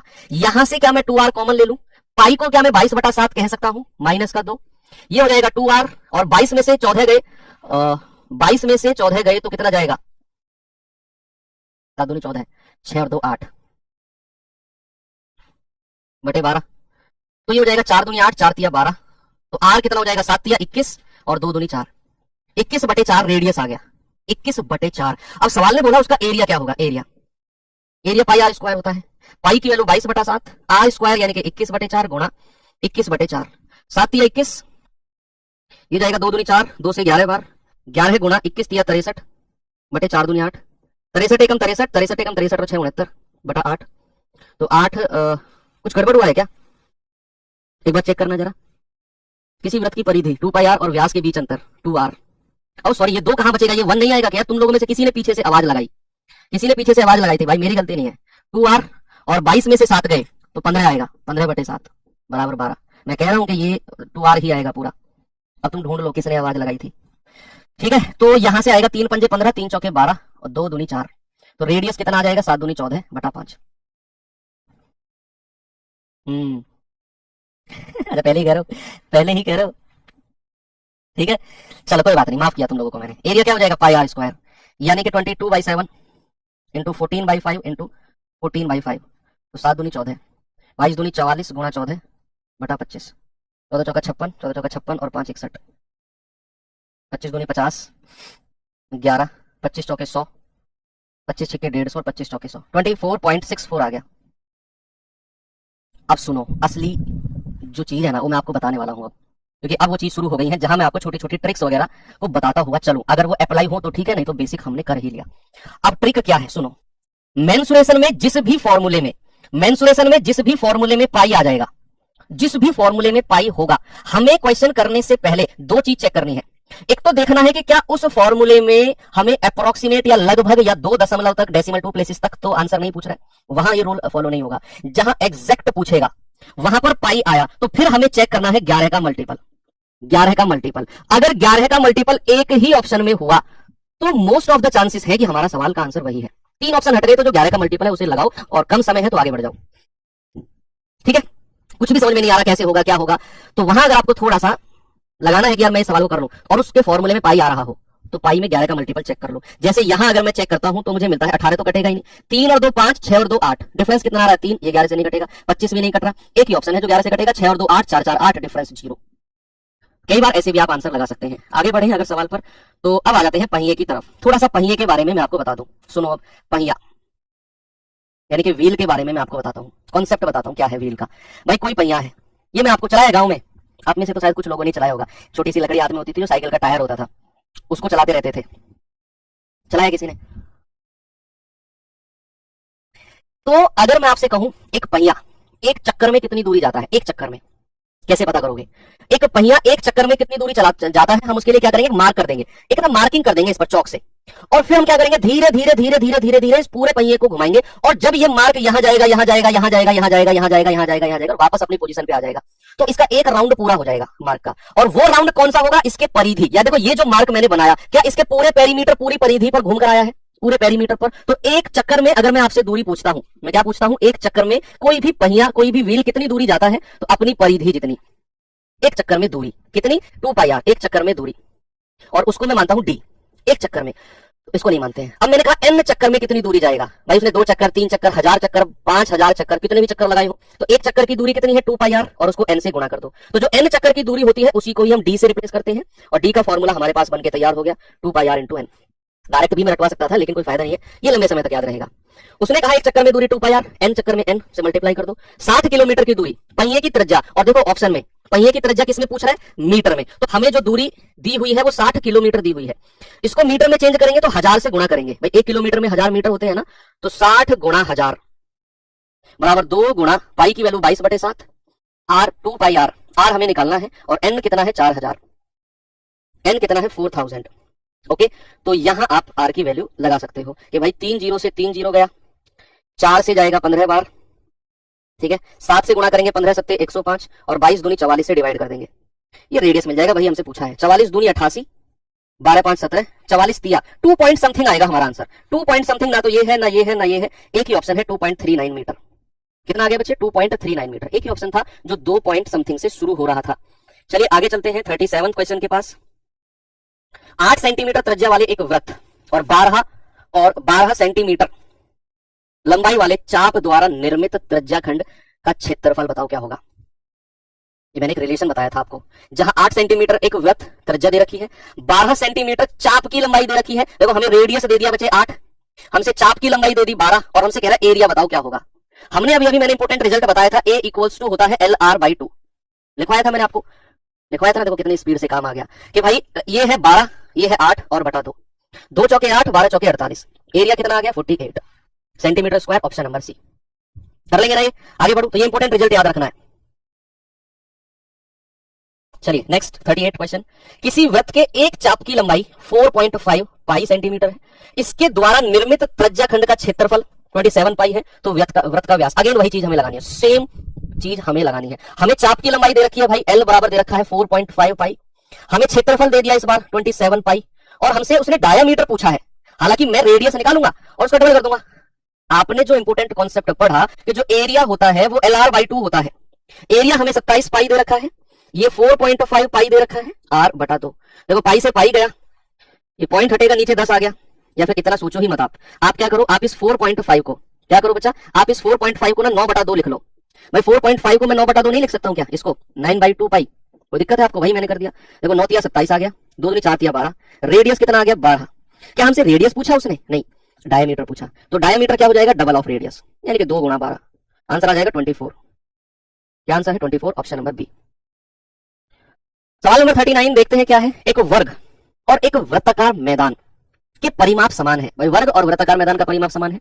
यदि वृत्ताकार मैदान का क्षेत्रफल 3850 है तो वर्ग का क्षेत्रफल क्या होगा? आप क्या करो, आपको सर्किल का एरिया दे रखा है 3850, सर्किल की रेडियस निकालो, वहां से उसका पेरीमीटर परिमाप निकालेंगे और वर्ग के परिमाप के बराबर करेंगे और फिर हम वर्ग का क्षेत्रफल निकाल देंगे। तो यहां से हमको वृत्ताकार मैदान का एरिया दे रखा है pi r square, 22/7 into r square बराबर 3850। देखो 11 दूनी 22, 11 तिया 33, 11 पंजे 55, 2 से जाएगा, 2 एकम 2, 2 सत्ते 14, 2 पंजे 10, 7 से गुणा करेंगे तो कितना आएगा? 7 पंजे 35, 7 सत्ते 49 और 3 52, 7 एकम 7 5 12। अगर मैं रेडियस की बात करता हूं तो ये आएगा 1225 और 1225 का अंडर रूट कितना होता है? 35। रेडियस आ गया 35। कितना आ गया रेडियस? रेडियस आ गया 35। अब रेडियस तो 35 आ गया, उसने कहा वर्ग और वृत्ताकार मैदान का पेरीमीटर समान है, यानी कि 4 गुणा भुजा बराबर 2 पाई आर। तो 4a बराबर क्या हो जाएगा? 2 गुणा 22/7 और रेडियस है 35। 7 पंजे 35, 4 से जाएगा या 2 से जाएगा, 2 दूनी 4 और 2 से जाएगा 11 बार, तो a कितना आ गया? 11 पंजे 55। अब हमें इसका एरिया निकालना है। एरिया क्या होता है? भुजा का स्क्वायर, 55 का स्क्वायर। किसी भी संख्या के लास्ट में अगर 5 है तो उसका स्क्वायर कैसे निकालते हैं? लास्ट की संख्या 5 का स्क्वायर कर दो और 5 से अगली संख्या 6 होती है, इन दोनों का मल्टीप्लाई, ये आता है 30/25, ऑप्शन बी। किसी भी संख्या के लास्ट में 5 है उसका स्क्वायर निकालना मेरा हर बच्चे को आता है। ये 5 का स्क्वायर 25, जो संख्या बची उसका डबल, उसका अगली संख्या से गुणा कर दो, 5 30। आगे चलते हैं सवाल नंबर 40। और क्या है सवाल नंबर 40 में? जरा देखिए बच्चे, कह रहे हैं कि 10 सेंटीमीटर त्रिज्या वाले अर्धवृत्त के अंदर बने वर्ग का परिमाप क्या होगा? ये भी एक इंपॉर्टेंट रिजल्ट बन के आएगा। किसी भी अर्धवृत्त के अंदर कोई परिमाप, कोई वर्ग अगर बन रहा है, इसके अंदर अगर कोई स्क्वायर बना मैक्सिमम साइज का, ये इसका सेंटर होता है। मैं आपको इसका रिजल्ट प्रूफ करके देता हूं, वो आपको याद रखना है फिर, ठीक है भाई? याद रहेगा ना? सुनो तो, देखो ये स्क्वायर है, ये भुजा भी a/2 हो जाएगी, ये भी a/2 हो जाएगी, आधी आधी, क्योंकि इसका सेंटर होगा। ये भुजा a है पूरी, और यहां से अगर मैं ये पॉइंट मिलाता हूं तो इस अर्धवृत्त का रेडियस होगा, ये इस अर्धवृत्त का क्या होगा? रेडियस, त्रिज्या होगी। अब इसको मैं राइट एंगल ट्रायंगल की प्रॉपर्टी लगाता हूं कि आर स्क्वायर बराबर a square plus a square by 2। तो आर स्क्वायर बराबर क्या हो जाएगा? 2 और 1, a स्क्वायर बाई 4 हो जाएगा ना, a/2 का स्क्वायर। तो 4 एकम 4 और 1 5, a स्क्वायर बाई 4। तो यहां से मैं कहूंगा r बराबर √5 a/2, है ना भाई? स्क्वायर कर देंगे तो 4 का रूट और √5 और a स्क्वायर का रूट ये। तो किसी भी अर्धवृत्त, किसी भी सेमी सर्किल के अंदर अगर कोई स्क्वायर है तो याद रखना उस स्क्वायर और उसकी रेडियस का जो रेशियो रिलेशन होता है r बराबर √5 a/2 होता है। अब लगा दो, 10 सेंटीमीटर त्रिज्या दे रखी है तो a आ जाएगा, तो √5 गुणा a/2, तो ये हो जाएगा 10 दूनी 20 बटे √5 बराबर 1। भुजा आ गई ना? फिर उसका पेरीमीटर 4a होता है वो, तो 4 गुणा 20/5 रूट में। अब क्या करेंगे? देखो नीचे रूट है ना, तो ऊपर नीचे √5 से गुणा कर दो, √5 से ऊपर नीचे गुणा कर देंगे तो हो जाएगा 20 चौके 80 √5 बटे, अब √5 गुणा √5 तो 5 हो जाएगा, 5 से कटेगा तो 16 √5। कितना आंसर हो गया? Option D, 16 √5। ये वाला जो अब चीज है ये आपने याद रखनी है बच्चे। मैं इसको डायरेक्ट लिखवा सकता था कि इन दोनों का रिलेशन ये थोड़ा सा अजीब गरीब है, इसलिए मैंने थोड़ा सा प्रूफ कराया, कभी भूल जाओ तो लगा सको। ये रेडियस बराबर √5 a/2 होता है अगर मैं किसी भी अर्धवृत्त के अंदर कोई मैक्सिमम साइज का स्क्वायर बनाता हूं तो। ये सवाल बताइए। सवाल है समबाहु त्रिभुज तथा उसके परिवृत्त के क्षेत्रफल का रेशियो। समबाहु त्रिभुज का एरिया और उसके परिवृत्त का एरिया। अगर मैं कोई भी समबाहु त्रिभुज देखता हूं, ये समबाहु त्रिभुज है, ये ए है, ये कैपिटल आर है, तो इसकी परिवृत्त समबाहु त्रिभुज का एरिया क्या हो जाएगा? √3/4 a स्क्वायर, और इसका एरिया क्या होगा परिवृत्त का? पाई आर स्क्वायर, और यहां से आर क्या होगा बच्चा? a/√3। ये तो मैंने आपको समबाहु त्रिभुज में बताया आपको, पाई आर स्क्वायर, तो यह आ जाएगा √3/4 a स्क्वायर अनुपात पाई a square by 3। a square से a स्क्वायर गया, ये 3 की गुणा इधर आएगी तो 3√3 और 4 की गुणा उधर जाएगी तो 4 पाई, तो 3√3 अनुपात 4 पाई, ऑप्शन नंबर सी हमारा सही है।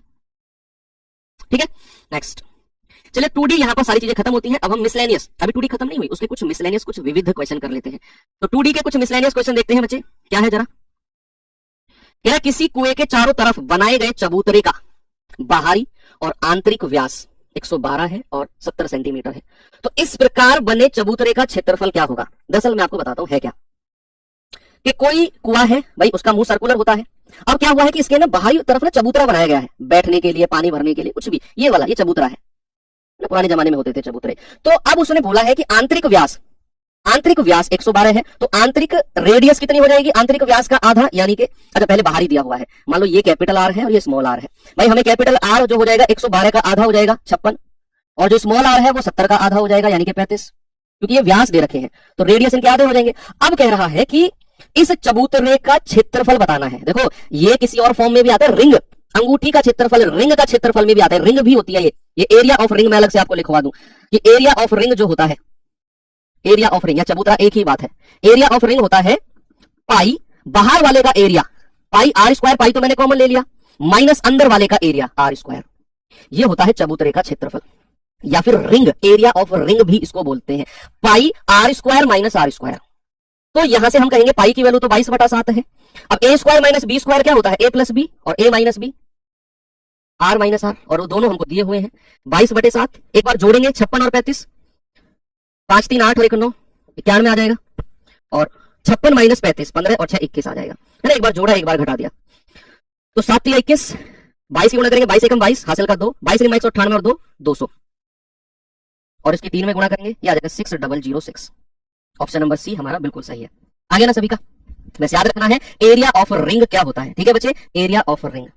आगे चलते हैं। किसी घोड़े को रस्सी की सहायता से खंबे पर बांधा गया, किसी घोड़े को रस्सी की सहायता से खंबे पर बांधा गया, यदि घोड़ा घास को चरते हुए 88 मीटर की चाप के बराबर चलता है और केंद्र पर 72 डिग्री का कोण बनाता है, तो रस्सी की लंबाई क्या होगी? ये तो सेक्टर है भाई। देखो पता है क्या है सवाल? सवाल है कि भाई ये कोई यहां पर मैंने ना खूंटे पर बांध दिया, खंबे पर बांध दिया, अब मैंने कहा घोड़े की रस्सी की लंबाई ये है आर, घोड़े की रस्सी। अब घोड़ा जो घास चरेगा भाई वो घास इसी तरीके से तो चरेगा, जितनी मैक्सिमम रस्सी की लंबाई है इस तरीके से घास चर जाएगा उस खूंटे या फिर उस खंबे के चारों तरफ, है ना, उसी खंबे के चारों तरफ वो गोलाकार में घास चरेगा। सवाल कह रहा है उस घोड़े ने जो घास चरी है ना वो इस चाप की लंबाई दे रखी है कि भाई आप उस घोड़े ने 88 मीटर की चाप की लंबाई के बराबर घास चरी है, और ये एंगल उसने 72 डिग्री बनाया। तो कह रहा है कि भाई बताओ उस घोड़े की रस्सी की लंबाई, रेडियस पूछ रहा है आपसे, पूछने का तरीका अलग है। चाप की लंबाई का फॉर्मूला मैंने आपको बता रखा है कि थीटा अपॉन 360 इंटू 2πr बराबर चाप की लंबाई। थीटा हमारे पास 72 दिया हुआ है बटा 360 गुणा 2, पाई की वैल्यू 22/7 गुणा रेडियस हमें चाहिए और एल हमें 88 दे रखा है चाप की लंबाई। काटा पीटी करके उड़ा दो जल्दी से, 72 पंजे 360, 22 चौकू 28, 2 दूनी 4, 5 सत्ते 35 दूनी 70, तो कितना आ गया 70 metre. 70 metre, option number A बिल्कुल करेक्ट है। ओके, कोई दिक्कत नहीं है, आगे बढ़ते हैं जी। इस तरह के सवाल को देख लो, डरना बिल्कुल भी नहीं है। सबसे आसान सवाल आज का आपको यही लगेगा, मैं आपको यहां इसका डायरेक्ट रिजल्ट बताऊंगा। डायरेक्ट रिजल्ट, सवाल पढ़ो पहले। कह रहा है 6 लोहे की वृत्ताकार गेंद है, वलय है, एक दूसरे से सटकर रखे गए हैं। एक तार द्वारा इन वलयों को जितना संभव होता है ना उतना कसकर बांधा गया है। यदि प्रत्येक लोहे के वलय की त्रिज्या 1 सेंटीमीटर है, यानी कि ये वलय जो आपको दिए गए हैं ना इनके प्रत्येक की रेडियस 1 सेंटीमीटर है, तो वलयों को बांधने के लिए कम से कम कितनी लंबे तार की आवश्यकता पड़ेगी? अब के बाद सबसे आसान सवाल यही लगेगा आपको।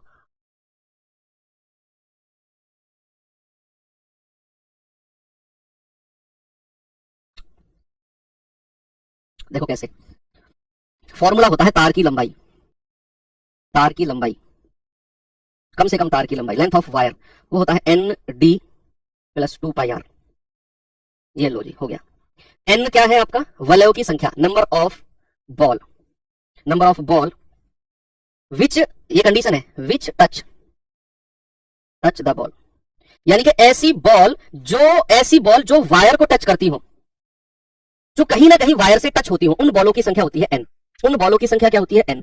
तो जो बॉल कहीं ना कहीं, तो ये भी टच कर रही है, ये भी कर रही है, ये भी कर रही है, ये भी कर रही है, ये भी कर रही है, सारी बॉल टच कर रही है भाई, है ना, कोई ऐसी बॉल नहीं जो टच नहीं कर रही हो। डी क्या है? डायामीटर, क्या है? डायामीटर, व्यास। बाकी आर तो आप जानते ही हैं। तो यहां पर कितनी बॉल हैं जो वायर को टच कर रही है? 1 2 3 4 5 6, तो ये हो जाएगा 6d प्लस 2πr। तो भाई 6 और डायामीटर, देखो त्रिज्या अगर 1 सेंटीमीटर है तो डायामीटर कितना हो जाएगा? 2, भाई त्रिज्या का डबल, प्लस 2π, और त्रिज्या कितनी है? 1, यहां से हो जाएगा 12 प्लस 2π, आंसर आ गया। ये 2 कॉमन ले लोगे तो 6 प्लस पाई, 2 कॉमन ले लोगे 6 plus pi, option number C बिल्कुल ठीक है। एक सवाल मैं अपनी तरफ से दूं आपको, मैं अपनी तरफ से सवाल देता हूं। चलो आपको सवाल है मेरा,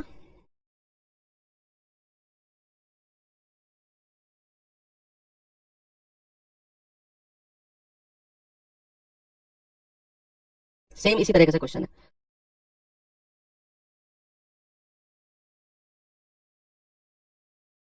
हालांकि ये ऐसे लहर लहर के नहीं है, ये सीधा है, आप समझो, भावनाओं को समझो, आप बिल्कुल कसा हुआ सीधा तार है इस तरीके से। अब आप मुझे बताओ मिनिमम लंबाई कितनी होगी? बताओ भाई कितनी ऐसी, देखो लंबाई जो हो गया लेंथ ऑफ वायर वो होगी n d plus 2 pi r. N की वैल्यू वो बॉल जिनको तार टच कर रहा है। अब यहां पर इसको टच किया, इसको 3 4 5 6 7 8 9, क्या इस बीच वाली बॉल को टच किया? कहा बीच वाली बॉल को टच कहां किया? नहीं सर, इसको तो टच ही नहीं किया। हमारी 1 2 3 4 5 6 7 8 9 9 ही ऐसी बॉल है, तो 9 डी प्लस 2 पाई आर हो जाएगा। बस ये याद रखना है आपने, जितनी बॉल को वो टच करेगा उतने ही हमें एन की वैल्यू रखनी है। चलिए तो यहां पर अब हमारा 2D होता है खत्म और हम करते हैं शुरू 3D को। थोड़ा सा ब्रेक दिया, पानी वानी पी लो, ज्यादा ब्रेक नहीं, थोड़ा सा 1 मिनट का मुश्किल से, ठीक है। बाकी जो लोग बात करना चाहते हैं बिल्कुल खुलेआम कर सकते हैं। मेरा तो संडे आज मैंने आपको समर्पित कर ही दिया, छुट्टी वाला दिन मैंने कहा छुट्टी तो अगले संडे को भी मैं कर लूंगा, लेकिन बच्चों का यहाँ पर जितना मैं मैक्सिमम उनके एग्जाम से पहले उनको दे सकूं, ये वो चीजें हैं जो आपको मैं लास्ट टाइम करा रहा हूँ, बहुत इंपॉर्टेंट है। मैंने जितना दे सकता हूं उतना दो यार, छुट्टी का क्या है, छुट्टी ही है। आप लोगों के साथ सम्मान समारोह में मिलेंगे, सिलेक्शन के बाद वो सब छुट्टी ही होती है, और उससे ज्यादा खुशी होती है जब आप लोग अनएक्सपेक्टेडली सिलेक्शन लेते हो। अभी आप जितने भी क्लास देख रहे हो सभी को ऐसा लगता है पता नहीं यार होगा कि नहीं होगा, हमें तो ऐसा लगता है वैसा लगता है, ऐसा पेपर आ गया, यहाँ से पेपर आ गया तो नहीं होगा। तो फिर अभी ना थोड़ा डर है अंदर। जिस दिन एग्जाम हो जाएगा, बहुत बड़ा एग्जाम जाएगा ना आप लोगों का, और जाएगा डेफिनेटली जाएगा बच्चे, तो उस दिन आपको थोड़ा सा कॉन्फिडेंस आएगा। और जिस दिन आंसर की आएगी आप नंबर मिलाओगे और ज्यादा अच्छा लगेगा। अंकित सर वीडियो बनाएंगे, उस वीडियो के अकॉर्डिंग आपकी पॉजिटिव रिजल्ट रहा और अच्छा लगेगा। और वो दिन सोचो, आप जो लोग अभी सुन रहे हो थोड़ा सा आंख बंद कर वो दिन सोचो जब एसएससी जीडी 2025 का फाइनल रिजल्ट आएगा और हमारा पीडीएफ हमने डाउनलोड की, उसमें नाम देखा, आपका नाम उसमें है, तो वो एक बड़ा इमोशनल दिन होगा आपके लिए। बस वेट करो उस दिन का, लेकिन वेट नहीं करना, मेहनत करो उस दिन के लिए। वेट तो दुनिया करती है, किस्मत के सहारे तो सब रहते हैं। आपकी किस्मत में अगर मेहनत लिखा हो तो फिर क्या करोगे? ओके, तो बहुत बड़ा पार्ट 2D हमने कंप्लीट कर लिया है। कितने क्वेश्चन हम कर चुके हैं? हम कर चुके हैं जी 44। लगभग मेरे पास 70 72 73 के आसपास सवाल है, तो 22-25 सवाल और बचे हुए हैं, है ना। तो 22-25 क्वेश्चन के आसपास और बचे हुए हैं 3D के, वो भी। और 3D में तो हमारे पास ना एक स्पेशल टूल भी होता है ना, स्पेशल टूल होता है हमारे पास पाई, कि जिस फॉर्मूले में पाई आएगा और एग्जैक्ट आंसर पूछ रहा होगा, हम 11 का मल्टीपल चेक करते रहेंगे। 3 ऑप्शन हट गए, चौथा आंसर, 3 हट गए, चौथा आंसर। देखो गागर में सागर में ये चैप्टर मैं नहीं लूंगा बच्चे, ये मेंसुरेशन, तो क्योंकि मेंसुरेशन फिर गागर में सागर में जाए तो 2.5 से 3 घंटे वहां खा जाएगा, तो इसीलिए मैंने अलग से इसको करा दिया। गागर में सागर में मेंसुरेशन नहीं, किसी को कोई प्रॉब्लम तो नहीं है, एक बात हम सब करके बता दो, क्योंकि वहां अगर 2.5-3 घंटे मैंने लिए तो मैं सोच रहा हूँ ये वो 2.5-3 घंटे हम किसी और चैप्टर को और अच्छे से रिवाइज कर लें, क्योंकि ये स्पेशल अब मेंसुरेशन हो ही गया है, तो गागर में सागर में ऐसा क्या करना है भाई। मैंने सब कुछ करा रहा हूँ मैं आपको, यहाँ सारा निचोड़ करा रहा हूँ मैं, तो गागर में सागर में भी मैं इन्हीं में से ही कोई 25-30 क्वेश्चन सेलेक्ट करूंगा जो मैं आपको करा रहा हूँ। इन्हें फिर कराऊंगा तो वो फिर टाइम ही आपका वहां पर वेस्ट होगा। मैं चाह रहा हूँ कि आपका टाइम वो बच जाए, बस बाकी आपकी मर्जी है ना। तो सभी लोग राजी हैं क्योंकि काम आपका होना है भाई, तो मैं तो खड़ा हूँ, जैसा आप कहोगे वैसा कर लूंगा मैं आपके, लेकिन आपको सिलेक्शन देना पड़ेगा। मैं फर्स्ट डे आपसे बोला था कि आज से हम पढ़ाई शुरू कर रहे हैं, जैसे आप बोलोगे वैसे हम करेंगे, जो आप बोलोगे वो मैं आपको पढ़ाऊंगा, लेकिन आपको प्रॉमिस करना है कि सिलेक्शन दोगे आप हमें, ठीक है। तो एग्जाम में अभी 20-25 दिन है, आप जो बोलो सर ये करा दो, ठीक है मैं करा दूंगा। सर ये वाला आपने बोला सर रामबाण सीरीज की 8 क्लास पढ़ी है, फिर से करा दो, मैं दोबारा कल से मैं स्टार्ट कर रहा हूँ रामबाण सीरीज। तो आपने बोला वन शॉट करा दिया, आपने बोला प्रैक्टिस सेट में अपडेटेड क्वेश्चन करा दिया, गागर में सागर होगी, इसके बाद और क्या 20 सवाल और कहां से बनेंगे, ये तो सोचो जरा। फॉर्मूले की पीडीएफ मिल जाएगी, और बताओ तथास्तु। आप कह रहे सर इसकी प्रिंटेबल पीडीएफ विद आंसर की मिल जाएगी, बोर्ड पीडीएफ विद सॉल्यूशन मिल जाएगी। अब अगर ये कह लो सर हमारे साथ पेपर देने चलो और पीछे से जो दीवार है उसको कूद के हमारी सीट पे आके बैठ जाओ, भाई साहब वो मेरे बस की नहीं है ना, अगर तुम ये सोच रहे हो। आगे बढ़ो, चलिए घन क्यूब, देखो अब हमें इसमें जो पढ़ना है वो पढ़ना है घन, घनाभ, सिलेंडर, कोन, और उसके बाद स्फीयर, हेमिस्फीयर, ये सारी चीजें हमें यहाँ कवर करनी है। स्टार्ट करते हैं घन से, थोड़े से इंटरेस्टिंग वे में इसके फॉर्मूले देखते हैं। क्या है इसका फॉर्मूला? देखो बच्चा भाई घन से शुरू करते हैं। घन क्या कहता है कि आयतन इसकी भुजा का क्यूब। देखो घन मतलब होता है स्क्वायर की तरह इसकी भी सारी भुजाएं समान होती है, लेकिन इसमें एक हमारी ऊंचाई भी जुड़ जाती है, ऊंचाई हाइट। तो किसी भी, देखो पहले घनाभ के फॉर्मूले देखो, घनाभ होता है लंबाई चौड़ाई और ऊंचाई, ठीक है। तो आयतन होगा L गुणा B गुणा H, लंबाई गुणा चौड़ाई गुणा ऊंचाई। इसका वक्र पृष्ठ क्षेत्रफल, वक्र पृष्ठ क्षेत्रफल का मतलब है बच्चे इसकी 4 दीवारों का क्षेत्रफल। लिख लो, वक्र पृष्ठ क्षेत्रफल मतलब होता है इंग्लिश में एरिया ऑफ 4 वॉल। इंग्लिश वाले बच्चे लिखेंगे एरिया ऑफ 4 वॉल, 4 दीवार का क्षेत्रफल, एरिया ऑफ 4 वॉल। और इंग्लिश में वक्र पृष्ठ को बोलते हैं कर्व्ड सरफेस एरिया। क्या बोलेंगे बच्चे? CSA, curved surface, CURVED, curved surface area. कुल पृष्ठ क्षेत्रफल होता है संपूर्ण पृष्ठ क्षेत्रफल, यानी कि total surface area. Total surface area क्या है? 2 ब्रैकेट में LB plus BH plus LH, और कर्व्ड सरफेस एरिया क्या है? 2L plus B into H। फिर आता है विकर्ण यानी कि डायगोनल, और डायगोनल होता है बच्चा आप किसी, देखो ये इस तरीके से ऐसे बनता है ना, तो किसी एक पॉइंट से दूसरे पॉइंट को आप मिला दो, दैट इज डायगोनल, उसी को ही विकर्ण बोलते हैं। और सुनो, और सबसे अच्छी बात सुनो कि जो कमरे में रखी जा सकने वाली सबसे लंबी छड़ होती है ना, the longest rod that can be placed in a room, सबसे बड़ी रॉड, उसकी लंबाई भी क्या होती है? विकर्ण होती है। कमरे में रखी जा सकने वाली सबसे लंबी छड़ की लंबाई भी उसका विकर्ण होती है। अब ये तो हमने आयत के, सॉरी क्यूबॉइड, घनाभ के फॉर्मूले पढ़े। घन क्या होता है भाई? लंबाई चौड़ाई ऊंचाई को बराबर कर दो। घन का मतलब क्या होता है? लंबाई बराबर चौड़ाई बराबर ऊंचाई, उसको मैंने A से रिप्लेस कर दिया। तो घनाभ के जो भी फॉर्मूले हैं सब में ए रख दो। जैसे आयतन है L गुणा B गुणा H है, A गुणा A गुणा A क्यूब हो गया। वक्र पृष्ठ क्षेत्रफल 4 दीवारों का क्षेत्रफल 2L plus B into H है, ए रख दो, A प्लस A 2A, तो ये हो जाएगा 4a और गुणा a, 4a स्क्वायर, ए रख दो, a स्क्वायर 3a स्क्वायर गुणा 2 6a स्क्वायर, संपूर्ण पृष्ठ क्षेत्रफल, टोटल सरफेस एरिया। फिर अगर हम बात करें इसके विकर्ण की, तो यहां भी a रख दो, a square 3a square, a बाहर आ जाएगा, 3 अंदर रह जाएगा, विकर्ण डायगोनल हो गया √3a, ये स्क्वायर हो गया। ओके, तो ये इसके कुछ फॉर्मूलेज हैं, आपने याद रखने हैं, कमरे में रखी जा सकने वाली सबसे लंबी छड़, इसको भी याद रखेंगे। इसका भी डायगोनल यही होता है √3a, ये इसका डायगोनल होता है। और भी कुछ फॉर्मूलेज हैं क्या, मैं देख लेता हूं, नहीं और कोई नहीं है। सवाल करिए जल्दी से, कुछ फॉर्मूला सवाल में हुआ तो वहां आ जाएगा। करो भाई सवाल। किसी घन का विकर्ण 8√3 सेंटीमीटर है, किसी घन का विकर्ण, सवाल कह रहा है कि संपूर्ण पृष्ठ क्षेत्रफल, टोटल सरफेस एरिया। तो घन का विकर्ण क्या होता है बच्चा, √3a बराबर है 8√3, √3 से √3 गया, a आ गया 8, क्या इसका टोटल सरफेस एरिया बताओ जी, 6a स्क्वायर होता है, तो 6 गुणा 8 का स्क्वायर 64, 6 चौक 24, 6 छिंग 36 और 2 38, 384, ऑप्शन नंबर डी। आगे बढ़ो। 15 सेंटीमीटर भुजा वाले घन में से 3 सेंटीमीटर भुजा वाले कितने घन बनाए जा सकते हैं? देखो ये सवाल दो तरीके से पूछा जा सकता है, सुनना, दोनों सवाल सुनना। एक चीज को पिघलाकर जब दूसरे में ढाला जाए, एक चीज को पिघलाकर जब दूसरे में ढाला जाए, हमेशा आयतन बराबर करना है। या फिर जैसे उसने बोला है कि 15 सेंटीमीटर बड़ा कोई घन है, बड़ा, उसमें से 3-3 सेंटीमीटर के छोटे छोटे छोटे छोटे छोटे छोटे घन क्यूब बनाने हैं। ऐसे कितने क्यूब बनाए जाएंगे? यहां भी हमेशा उस बड़े घन का क्यूब वॉल्यूम और छोटे छोटे सारे के सारे घनों का वॉल्यूम बराबर रखना है। तो बड़े घन की भुजा कितनी है? 15 सेंटीमीटर, तो बड़े घन का वॉल्यूम कितना हो जाएगा? 15 का क्यूब। और एक छोटे घन का वॉल्यूम कितना हो जाएगा? 3 का क्यूब। और ऐसे कितने घन है? n है, तो n से गुणा कर दो। ऐसे कितने घन है? n है, तो n से आपने गुणा कर दिया, तो n कितना हो जाएगा बच्चा? 15 गुणा 15 गुणा 15 बटे 3 गुणा 3 गुणा 3, तो 3 पंजे 15, 3 पंजे 15, 3 पंजे 15, 5 गुणा 5 गुणा 5 यानी कि 125 घन ऐसे बनाए जा सकते हैं भाई। बड़े क्यूब का वॉल्यूम छोटे छोटे सारे क्यूब के वॉल्यूम के बराबर कर दो। आगे चलो। यदि एक घन की प्रत्येक भुजा 50% बढ़ाई जाए तो भाई पृष्ठीय क्षेत्रफल में क्या वृद्धि होगी? अब यहां हम थोड़ा सा रुककर सोचेंगे कि यार उसने वक्र पृष्ठ या टोटल पृष्ठ नहीं बोला, उसने बोला घन का पृष्ठीय क्षेत्रफल। मैं क्या मान के चलूं? जब भी परसेंटेज चेंज की बात करेगा आपको फॉर्मूला पता होना चाहिए, ये तो मैं आज सुबह से ही आपको कहता हुआ आ रहा हूं। अब यहां पर आप चाहे कर्व्ड सरफेस एरिया देखो 4a स्क्वायर, चाहे आप टोटल सरफेस एरिया देखो 6a स्क्वायर, आपको क्या मेरी बात याद है कि जब भी हम परसेंटेज की बात करते हैं तो हमें कांस्टेंट टर्म से मतलब नहीं होता है, क्या पता है आपको? तो हमें तो केवल a स्क्वायर से मतलब है, इसीलिए उसने यहां केवल पृष्ठीय बोला, केवल उसने सरफेस एरिया बोला, क्योंकि सवाल एग्जामिनर जानता है कि बच्चे चाहे मैं कर्व्ड सरफेस एरिया देख रहा हूं तब भी a स्क्वायर से मतलब है, चाहे मैं टोटल सरफेस एरिया देख रहा हूं तब भी a स्क्वायर से मतलब है। 2 बार a कितनी बार आया है बच्चे? a आया है 2 बार, तो चेंज कितनी बार होगा? 2 बार चेंज होगा। और 2 बार चेंज का फॉर्मूला दुनिया जानती है, a plus a b plus a गुणा b बटा 100। अब a और b दोनों 50-50 है, बटा 100, ये आ जाएगा 100 प्लस 5 पूरे 25, यानी कि सर 125% का चेंज। अगर बच्चे मैं यहीं आपसे पूछने लगूं, यहीं पर अगर मैं पूछने लगूं आपसे कि आयतन में क्या चेंज आएगा, आयतन वॉल्यूम में, क्या आप मुझे बता सकते हो? आप कहेंगे सर वॉल्यूम तो भुजा का क्यूब होता है, a क्यूब, यहां 3 बार आएगा a, तो हमें चेंज 3 बार करना होगा। अब सर 2 बार का फॉर्मूला तो हमने पढ़ा है, a plus b plus a गुणा b बटे 100। अब वॉल्यूम में तो 3 बार a आया, 3 बार का फॉर्मूला, भाई साहब 3 बार का फॉर्मूला है ना, तो आप रेशियो मेथड से कर लो। 50% का फ्रैक्शन क्या होता है? 1/2, तो आप 2 से 1 जोड़ दो 3, और 2 से 3, और 2 से 3, 3 बार लिख दो क्योंकि 3 बार आया है, 8 से 9 27, सॉरी, तो कितने की वृद्धि हुई है? 19 की, और कितने पर? 8 पर, गुणा 100, ये आंसर आ गया। 3 बार आया है तो 3 बार ऐसे कर देंगे, ठीक है, 237, जितना भी आपका आंसर आ रहा है बच्चे। यदि 2 ठोस घनों के आयतन में 27-64 का रेशियो है तो उनके संपूर्ण पृष्ठ क्षेत्रफल का रेशियो क्या होगा? अब यहां कंपैरिजन के क्वेश्चन है, 2 घन का भुजा ये, 2 घन का आयतन ये, मैं रिवाइज कराता हूं, सुनो इधर देखो। अगर मैं कह रहा हूं 2 घन है, क्यूब 1 और क्यूब 2, उनकी हमें साइड का रेशियो दे रखा है कि भाई a इसकी साइड है और b इसकी साइड है। अगर हमसे वॉल्यूम का रेशियो पूछेगा तो ये हो जाएगा a क्यूब अनुपात b क्यूब।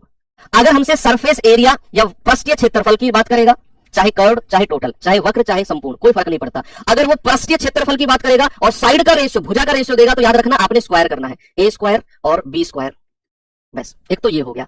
अगर आपको 2 घन दिए हुए हैं C1 और C2, उनके वॉल्यूम का रेशियो आपको दिया हुआ है सपोज a और b, इस बार वॉल्यूम आयतन का रेशियो, और हमसे भुजा का रेशियो पूछ ले, भुजा का, वॉल्यूम से भुजा, याद रखना वॉल्यूम में क्यूब होता है ना, घन होता है, तो वॉल्यूम से भुजा आऊंगा तो मैं घनमूल कर दूंगा, घनमूल ऑफ a और घनमूल ऑफ b।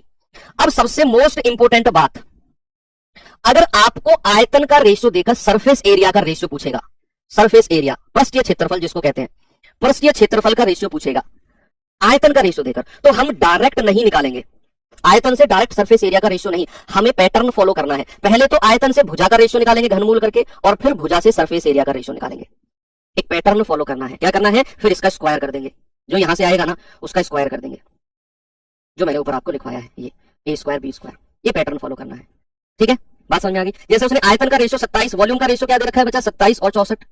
हम क्या करेंगे, पहले साइड का रेशियो निकालेंगे। क्या होता है, घनमूल ऑफ 27 और घनमूल ऑफ 64, ये हो जाएगा 3 और 4। अब हमें साइड का रेशियो आ गया, अब हम सरफेस एरिया का रेशियो निकालते हैं। ये स्क्वायर कर दो, 4 का स्क्वायर, ये हो जाएगा 3 3 9, 4 चौके 16। ऑप्शन सी हमारा बिल्कुल करेक्ट है। ओके, आगे बढ़ते हैं। 49 में क्या है जी, जरा देखो।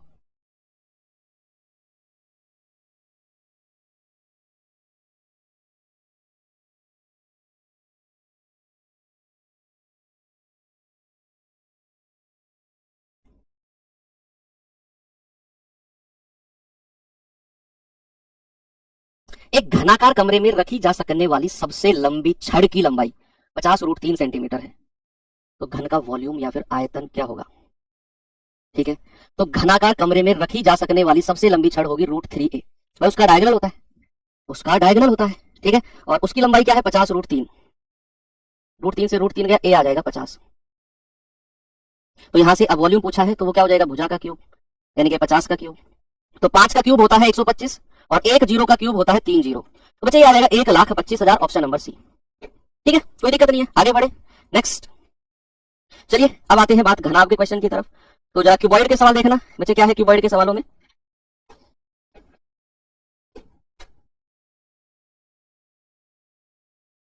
कह रहा है घनाभ का आधार का क्षेत्रफल 34 वर्ग सेंटीमीटर है, ऊंचाई 3.5 है, तो आयतन क्या होगा।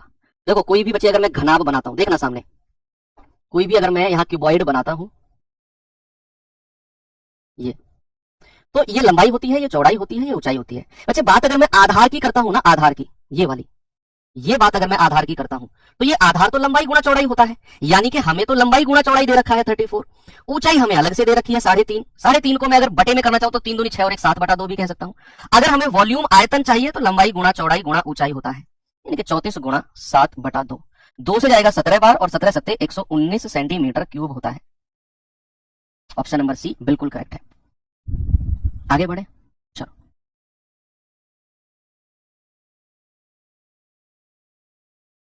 एक ठोस घनाभ की 3 आसन्न फलकों का क्षेत्रफल, ये बड़ा अच्छा सवाल है, 27 सेंटीमीटर स्क्वायर, 232 सेंटीमीटर स्क्वायर और 174 सेंटीमीटर स्क्वायर है। आसन्न फलकों का क्षेत्रफल, जैसे बच्चे यहां पर मैं कोई घनाभ बनाता हूं, देख घनाभ आप, ठीक है, ये मैंने घनाभ बनाया, ये आपका क्यूबॉइड है, इसमें आसन्न फलक, सपोज ये एल है, ये बी है और ये एच है। अब बच्चे जो आसन्न फलकों की बात कर रहा है ना, एक बार तो वो कह रहा है कि लंबाई गुणा चौड़ाई, क्षेत्रफल दे रहा है ना अलग अलग, तो एक बार तो लंबाई गुणा चौड़ाई, 2 आसन यानी कि सटी हुई फलक 27। एक बार वो कह रहा है कि लंबाई और ऊंचाई, लंबाई गुणा ऊंचाई, ये भी तो सटी हुई फलक है भाई 232, और एक बार वो दे रहा है चौड़ाई गुणा ऊंचाई, यानी कि बी गुणा एच, कितना है 174, ये उसने दिया हुआ है। और हमसे पूछा है आयतन यानी कि वॉल्यूम। बच्चे अगर मैं इनकी मल्टीप्लीकेशन करता हूं तो मुझे पता है 2 बार एल आया, 2 बार बी आया, 2 बार एच आया, तो l square b square h square कितना होगा 27 गुणा 232 गुणा 174। अगर मैं यहाँ स्क्वायर हटा दूं तो उधर क्या हो जाएगा, अंडर रूट हो जाएगा, तो एल बी एच क्या हो जाएगा, अंडर रूट हो जाएगा, दैट इज 27 गुणा 232 गुणा 174। ठीक है, उधर अंडर रूट हो जाएगा, इधर से स्क्वायर हट के, और जो हमें चाहिए वो मिल जाएगा। बस अब आपने ये सॉल्व करना है, थोड़ी सी कलाकारी, मत सुनो इतनी बड़ी बड़ी संख्या होगी मल्टीप्लीकेशन, देखना थोड़ी सी कलाकारी कैसे होगी। आप इसको ना फैक्टराइज कर लो। अगर मैं इसको फैक्टराइज करता हूं तो 9 गुणा 3 लिख लूं मैं इसको, यस। इसको अगर मैं 3 से अलग करता हूं तो 3 पंजे 15, 2 3 अट्ठे 24। अगर मैं इसको अलग करता हूं 232 को, तो ये 29 से अलग होगा क्या, 29 दूनी 58 है ना, तो 29 तो एक हमें चाहिए, नहीं ये मैंने 5 दिया 15, 8 दिया 24, ठीक है ना। तो अगर मैं ये करता हूं 232 है ना, तो 29 अट्ठे कितना होता है 8 9 72, 8 दूनी 16 7 23, ठीक है, ये 29 गुणा 8 हो जाएगा ना, 29 गुणा 8। अब 58 को आप कह सकते हो 29 दूनी 58, मैंने फैक्टराइज किया है, और जो संख्या के जोड़े मुझे रूट के अंदर मिलते रहेंगे उनको मैं बाहर लेता रहूंगा। जैसे मुझे पता है ये 9 है, तो 9 का तो 3 आ जाएगा। अब मुझे पता है 2 बार 29 आ गया, तो 29 बाहर आ जाएगा, जिनके 2 के जोड़े बनते रहेंगे। अब जैसे मुझे पता है बच्चे ये अब क्या बचा है अंदर, 2 3 है, 1 3 2 3, भैया 3 बाहर आ गया। अब बचा है 8 दूनी 16, यानी कि अंडर रूट ऑफ 8 दूनी 16। अब 16 का तो 4 होता है भाई, ये हो जाएगा 3 तिया 9, यानी कि 3 तिया 9 गुणा 29 गुणा और under root of 16 that is 4, तो 9 गुणा 29 चौके 116, ये हो जाएगा आपका 1044, 1044। ऑप्शन नंबर डी मेरा सही है, 1044। ओके, तो थोड़ी सी कैलकुलेशन भी बनती है। ये सवाल देखिए जरा। यस, ये बढ़िया सवाल है, देखते हैं इसको क्या कहता है सवाल। 3 घन, प्रत्येक की भुजा 5 है, 3 क्यूब है 5-5 सेंटीमीटर के, कह रहा एक के बाद एक दूसरा रखा गया, तो बताओ जोड़े गए परिणामी घनाभ का संपूर्ण पृष्ठीय क्षेत्रफल। पहले तो आप ये देखो कि उन क्यूब को जोड़ा कैसे गया है। भाई तीनों 5-5 सेंटीमीटर भुजा वाले घन है, लंबाई चौड़ाई बराबर सबकी सेम है। अगर मैं इसके साथ दूसरा जोड़ता हूं तो ये कुछ इस तरीके से जुड़ेगा, ये बच्चे कुछ इस तरीके से जुड़ेगा ना। अगर मैं तीसरा भी इसके साथ जोड़ता हूं तो ये भी जुड़ेगा कुछ इस तरीके से, ऐसे दिखेगा। अब एक घन की भुजा 5 है तो दूसरे की भी 5 हो जाएगी, तीसरे की भी 5। अब यहां से जो घनाभ तैयार हुआ बच्चे, इसकी लंबाई कितनी हो गई, इसकी लेंथ कितनी हो गई, 5 5 5, दैट इज 15।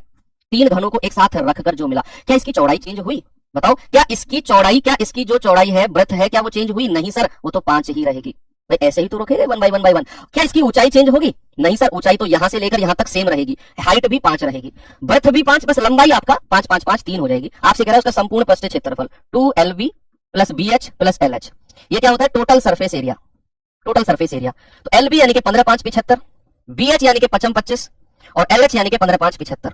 75 75 150 और 25 175 गुणा 2 कितना आ जाएगा? 350 सेंटीमीटर स्क्वायर। ये आपका बिल्कुल सही जवाब है। ओके, इस पे आ जाओ, देंगे जरा इस सवाल का जवाब।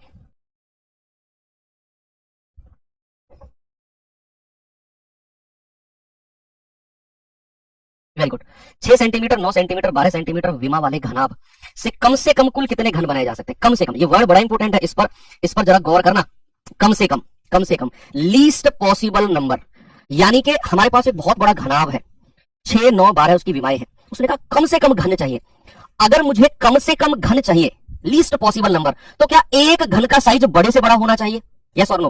भाई मुझे एक बात बताओ, अगर मैं आपसे कहूं मैंने एक पिज्जा तैयार किया, उसको मैंने कट नहीं किया अभी, मैंने कहा यार इसके कम से कम पीस करो, कम से कम, आपको कह लो सर कम से कम तो एक ही है, कम से कम तो आज समझ में आई ना कि कम से कम अगर हमें करना है तो पूरा पिज्जा ही रख लो सर। अगर मैं कहूं ज्यादा से ज्यादा पीस करो तो वो तो इनफाइनाइट बन सकते हैं, है ना। तो अगर कम से कम कहेगा तो वो मैक्सिमम साइज का होना चाहिए, मैक्सिमम साइज का। तो घन की जो भुजा आएगी, साइड ऑफ क्यूब आएगी, जो साइड ऑफ क्यूब आएगी वो होगी HCF ऑफ 6 9 और 12, HCF ऑफ 6 9 और 12, ये साइड ऑफ क्यूब आएगी, घन की भुजा आएगी। तो HCF जरा लेना कितना आएगा भाई, 3 ही कॉमन आ रहा है यहां से, 3 ही के अलावा कुछ भी कॉमन नहीं है, तो HCF 3 आ गया, यानी कि घन की भुजा हो गई। अब हमें नंबर ऑफ क्यूब चाहिए, तो मैंने कहा दोनों का आयतन वॉल्यूम हमेशा बराबर होता है, तो 6 गुणा 9 गुणा 12 बराबर एक घन का आयतन 3 का क्यूब, और ऐसे n घन है तो n कितना हो जाएगा? 6 गुणा 9 गुणा 12 बटे 3 का क्यूब 27, तो 9 तिया 27, 3 दूनी 6 और 12 दूनी 24, ऐसे 24 घन बनाए जा सकते। तो कभी भी ये वर्ड देखने को मिला कम से कम, मतलब आपको HCF लेकर पहले तो उसकी साइड निकालनी है, और ये आगे क्या आपकी साइड ऑफ क्यूब। आगे चलो, एक बॉक्स की लंबाई चौड़ाई और ऊंचाई, लेंथ ब्रेथ एंड हाइट का रेशियो कितना दे रखा है? वो दे रखा है 4:3:2। यदि लंबाई 50% बढ़ा दी जाए, ऊंचाई 40% कम कर दी जाए, तो नए आयतन का बॉक्स के पुराने आयतन से रेशियो क्या होगा? उसने चौड़ाई के बारे में कुछ नहीं बोला, बस बोला क्या कि लंबाई आपकी 50%, ऊंचाई 40%, तो चौड़ाई कितनी, ये बोला है उसने। तो यहां से हम क्या करेंगे बच्चे, लंबाई चौड़ाई और ऊंचाई का रेशियो हमें दिया हुआ है 4 3 और 2। अब हमें चूंकि लंबाई को 50% और ऊंचाई को 40% बढ़ाना है, तो भाई साहब हमें उस रेशियो में 0 0 लगानी पड़ेंगी, हमें यहां भी 0 यहां भी 0 यहां भी, ताकि हम इसका परसेंटेज निकाल सके। तो इसका 50% कितना होता है भाई? 40 का आधा कर दो 20 हो जाएगा, तो नया लंबाई कितनी हो गई? 40 और 20 60, 40 और 20 60 हो गई। कह रहे ऊंचाई को 40% कम कर दो, इसका 40% कितना होगा? आप अपनी कॉपी में निकालो, 10% 2, 40% 8 हो जाएगा, तो 8 माइनस कर दो, ये हो जाएगी 12। क्या उसने इसको छेड़ा? नहीं, ये तो 30 की 30 रहेगी। चौड़ाई के बारे में कोई जिक्र नहीं है, तो हमने एज इट इज रख लिया। अब कह रहे हैं नए आयतन का और पुराने का आयतन का रेशियो बताओ, तो लंबाई गुणा चौड़ाई गुणा ऊंचाई, पुराने वाले का लंबाई गुणा चौड़ाई गुणा ऊंचाई, ये रेशियो हमको चाहिए। तो जल्दी से काटा पीटी करके बता दो। 30 से 30 गया, 20 तिया 60, 12 तिया 36 और 40, भाई 4 नाम 36, 4 धाम 40, क्या रेशियो आ गया? 9 10 का। ऑप्शन नंबर ए हमारा सही है। ओके, आगे बढ़ो। चलिए, तो यहां पर अब हमारा घन घनाभ मोस्ट इंपोर्टेंट पार्ट खत्म होता है, और सेकंड मोस्ट इंपोर्टेंट, पिछली बार सवाल और 2023 की अगर मैं बात करूं तो बेलन से बहुत सवाल पूछे गए हैं। हाँ, वो बहुत नॉर्मल क्वेश्चन थे, लेकिन मतलब कंटिन्यूअसली बेलन से पूछे गए हैं। तो अगर मैं सिलेंडर की बात करता हूं तो इसके कुछ फॉर्मूले हैं, सिलेंडर और क्यूब की दोनों की हम बात करते हैं। तो जरा देखेंगे बच्चे फॉर्मूले को, कि अगर मैं बेलन देखता हूं तो कुछ इस तरीके से इसकी शेप होती है, ठीक है भाई। ये इसकी हाइट होती है ना, ये हाइट होती है। इसको आप थोड़ा सा ऐसे कर लो ताकि कंफ्यूजन ना हो, तो हटाओ, इसको भी हटाओ। देखो, ये इसकी हाइट होती है, ये सेंटर ऊपर वाला सर्कुलर सरफेस, नीचे वाला सर्कुलर, यहां से यहां तक इसकी हाइट होती है, ये इसका रेडियस है और ये रेडियस ऊपर की तरफ भी है, रेडियस ऊपर की तरफ भी है। अब फॉर्मूले क्या है कि आयतन होता है पाई आर स्क्वायर एच, आयतन है पाई आर स्क्वायर एच, वक्र पृष्ठ क्षेत्रफल कर्व्ड सरफेस एरिया है 2 पाई आर एच, यानी कि जो ऐसे सर्कुलर ऐसे होता है इसका 2 पाई आर एच। मान लो अगर ये मैं हाई सिलेंड्रिकल शेप है जो ग्लास ऑफ वाटर है, अगर मैं देखता हूं ऊपर सर्कुलर पार्ट है, नीचे सर्कुलर पार्ट है और जो ये वाला पार्ट है ये हाइट होती है, इसके अगर मैं चारों तरफ ऐसे घुमा के देखूं तो ये होता है वक्र पृष्ठ, वक्र पृष्ठ। और अगर मैं इसमें ये ऊपर वाला सर्कुलर जोड़ लूं पाई आर स्क्वायर और नीचे वाला सर्कुलर जोड़ लूं पाई आर स्क्वायर, तो ये क्या हो जाएगा 2 पाई आर स्क्वायर जुड़ेगा। तो 2 पाई आर एच में 2 पाई आर स्क्वायर जोड़ोगे तो इसका टोटल सरफेस एरिया निकल के आएगा 2 पाई आर और ब्रैकेट में एच प्लस आर। ठीक है भैया, 2 पाई आर और ब्रैकेट में एच प्लस आर। बात करें शंकु बर्थडे कैप की, तो भाई इसमें ना एक तिरछी ऊंचाई भी जुड़ती है, स्लेंट हाइट जिसको बोलते हैं, तिर्यक ऊंचाई, तिरछी ऊंचाई, तिर्यक ऊंचाई, स्लेंट हाइट, और इसको एल से हम डिनोट करते हैं। अगर मैं यहाँ इसको अलग काटूं, इस वाले पार्ट को, इस वाले पार्ट को, इसको, तो कुछ इस तरीके से दिखता है। और यहाँ पाइथागोरस स्लेंट हाइट, हाइट और रेडियस में एक रिलेशन होता है और वो रिलेशन हमारा एल स्क्वायर बराबर h square plus r square होता है। ये स्क्वायर लगा लेना भाई, थोड़ा करेक्शन कर लेना, स्क्वायर होता है एल स्क्वायर बराबर R square plus H square. Volume होता है सिलेंडर का 1/3 1/3 pi r square h. Curved surface area वक्र पृष्ठ क्षेत्रफल होता है पाई आर एल, एल बोले तो स्लेंट हाइट, और टोटल सरफेस एरिया कुल पृष्ठ क्षेत्रफल होता है पाई आर और ब्रैकेट में l plus r, pi r और ब्रैकेट में एल प्लस आर। तो फॉर्मूले याद हो गए। चलिए सवाल देख लेते हैं, जल्दी से आंसर बता दो आप मुझे।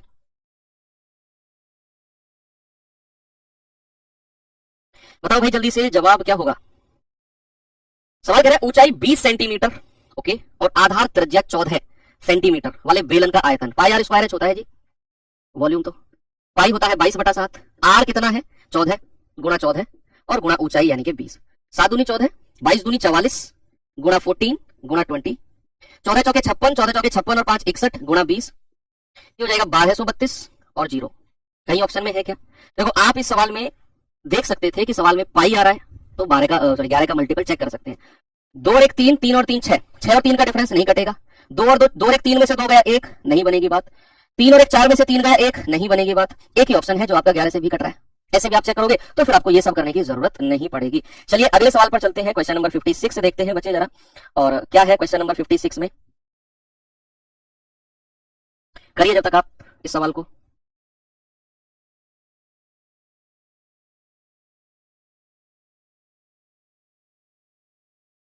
बताओ, सवाल कह रहे हैं आधार की त्रिज्या 63, ऊंचाई 20 और वक्र पृष्ठ बताना है। वक्र पृष्ठ कर्व्ड सरफेस एरिया क्या होता है 2 pi R H, 2 pi R H. देखो 11 का मल्टीपल भी चेक कर सकते हो, 8 और 2 10 और 6 का डिफरेंस 11 से नहीं कटेगा, 7 4 11 और 6 का डिफरेंस 11 से नहीं कटेगा, 8 4 12 और 3 का डिफरेंस 9 11 से नहीं कटेगा, 7 2 9 और 9 का डिफरेंस 0, ये 11 से कटेगा। भाई ऐसे भी तो कर सकते हैं, कोई प्रॉब्लम नहीं है। यस, 3 ऑप्शन हट गए तो चौथा अपने आप सही हो जाएगा। बाकी आप 2 गुणा पाई की वैल्यू 22/7, आर कितना है, बेलन की त्रिज्या 63 है, एच कितना है 20 है, 7 नाम 63, 22 दूनी 44 गुणा 9 गुणा 20, 9 चौके 36, 9 चौक 36 और 3 39 गुणा 20, 2 छक्के 12, 2 नाम 18 और 1 19, 2 6 और 1 7, 7920 आपका आंसर है। ऑप्शन नंबर डी बिल्कुल सही है। आगे बढ़ो। किसी बेलन की त्रिज्या दोगुनी कर दी जाती है जिसके कारण नए बेलन का आयतन भी दोगुना हो जाता है, तो नए बेलन की ऊंचाई पुराने बेलन की ऊंचाई का कितना परसेंट है? पहले तो रेशियो बताना पड़ेगा पुराने बेलन की हाइट और नए बेलन की हाइट का। उससे पहले हमें फॉर्मूला पता होना चाहिए कि भाई बेलन की वॉल्यूम का फॉर्मूला होता है पाई आर स्क्वायर एच। और प्यारे बच्चे मैंने आपको बताया कि जब भी हम परसेंटेज या फिर रेशियो की बात करेंगे ना तो कांस्टेंट टर्म से हमें मतलब नहीं होता है, हमें पाई वगैरह से मतलब नहीं है। हमें देखना है आर आया है 2 बार और भाई एच आया है 1 बार, बस इस बात से हमें मतलब है। उसने बोला त्रिज्या को डबल कर दो, तो त्रिज्या डबल ऐसे ही नहीं होगी, 2 बार डबल होगी। फॉर्मूले में 2 बार आई है। हाइट के बारे में कुछ नहीं बोला तो ए से बी कर दो, कह रहे भाई उसका आयतन भी डबल हो जाएगा, आयतन भी 1 से 2।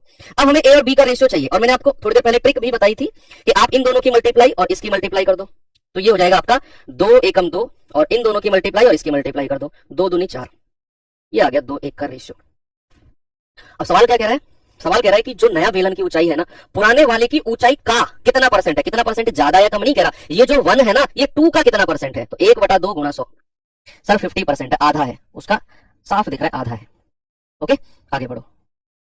58 क्या कहता है? 58 कि यदि एक बेलन की ऊंचाई में 25% की वृद्धि कर दी जाए, उसके आधार की त्रिज्या में 15% की कमी कर दी जाए, तो उसके वक्र पृष्ठ क्षेत्रफल में कितने परसेंट की कमी हो जाएगी? फॉर्मूला पता होना चाहिए। वक्र पृष्ठ क्षेत्रफल यानी कि बच्चे कर्व्ड सरफेस एरिया की बात कर रहा है और वो होता है 2 पाई आर एच। मैंने कहा जब भी परसेंटेज वगैरह की बात करेगा तो हमें ओरिजिनल कह रहा हूं, हमें कांस्टेंट टर्म से मतलब नहीं है, 2 पाई से मतलब नहीं है। आर भी एक बार, एच भी एक बार, तो एक बार आर बढ़ा एक बार एच बढ़ा, फॉर्मूला ये वाला बिल्कुल अप्लाई हो जाएगा, ए गुणा बी गुणा ए प्लस बी गुणा ए गुणा बी बटा 100। तो इसको वृद्धि की है प्लस में रखेंगे और त्रिज्या को 15% की कमी है तो माइनस 15 गुणा 25 बटा 100 है ना भाई। एक को माइनस में रखा तो प्लस का माइनस हो जाएगा ना। 25 में से 15 गया 10 माइनस 2.75, तो ये जाएगा आपका, सॉरी 15 5 75 7 15 दूनी 30 और 7 37 3.75, तो हो जाएगा 6.25% की वृद्धि, 6.25% की वृद्धि। ऑप्शन ए बिल्कुल करेक्ट है। ये सवाल करिए जरा। एक बेलनाकार टैंक की क्षमता 246.4 लीटर है, ऊंचाई 4 मीटर है, तो आधार का व्यास। कोई मुझे बताएगा आप में से महा अनुभव कि 1 मीटर क्यूब में कितने लीटर होते हैं? लीटर से मीटर क्यूब में कैसे बदलते हैं?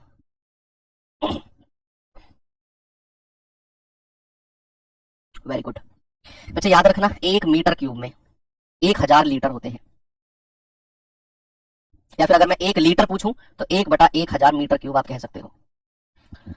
तो यहां क्षमता अगर इतना लीटर दे रखी है तो इसको आयतन में मीटर क्यूब में कैसे बदलेंगे? हमें बेलनाकार का आयतन क्या पता होता है? पाई। पाई का मतलब है 22/7 आर स्क्वायर, और ऊंचाई की 4 मीटर दे रखी है तो 246.4, और इसको डिवाइड कर देंगे 1000 से, और इतना ये मीटर क्यूब हो जाएगा।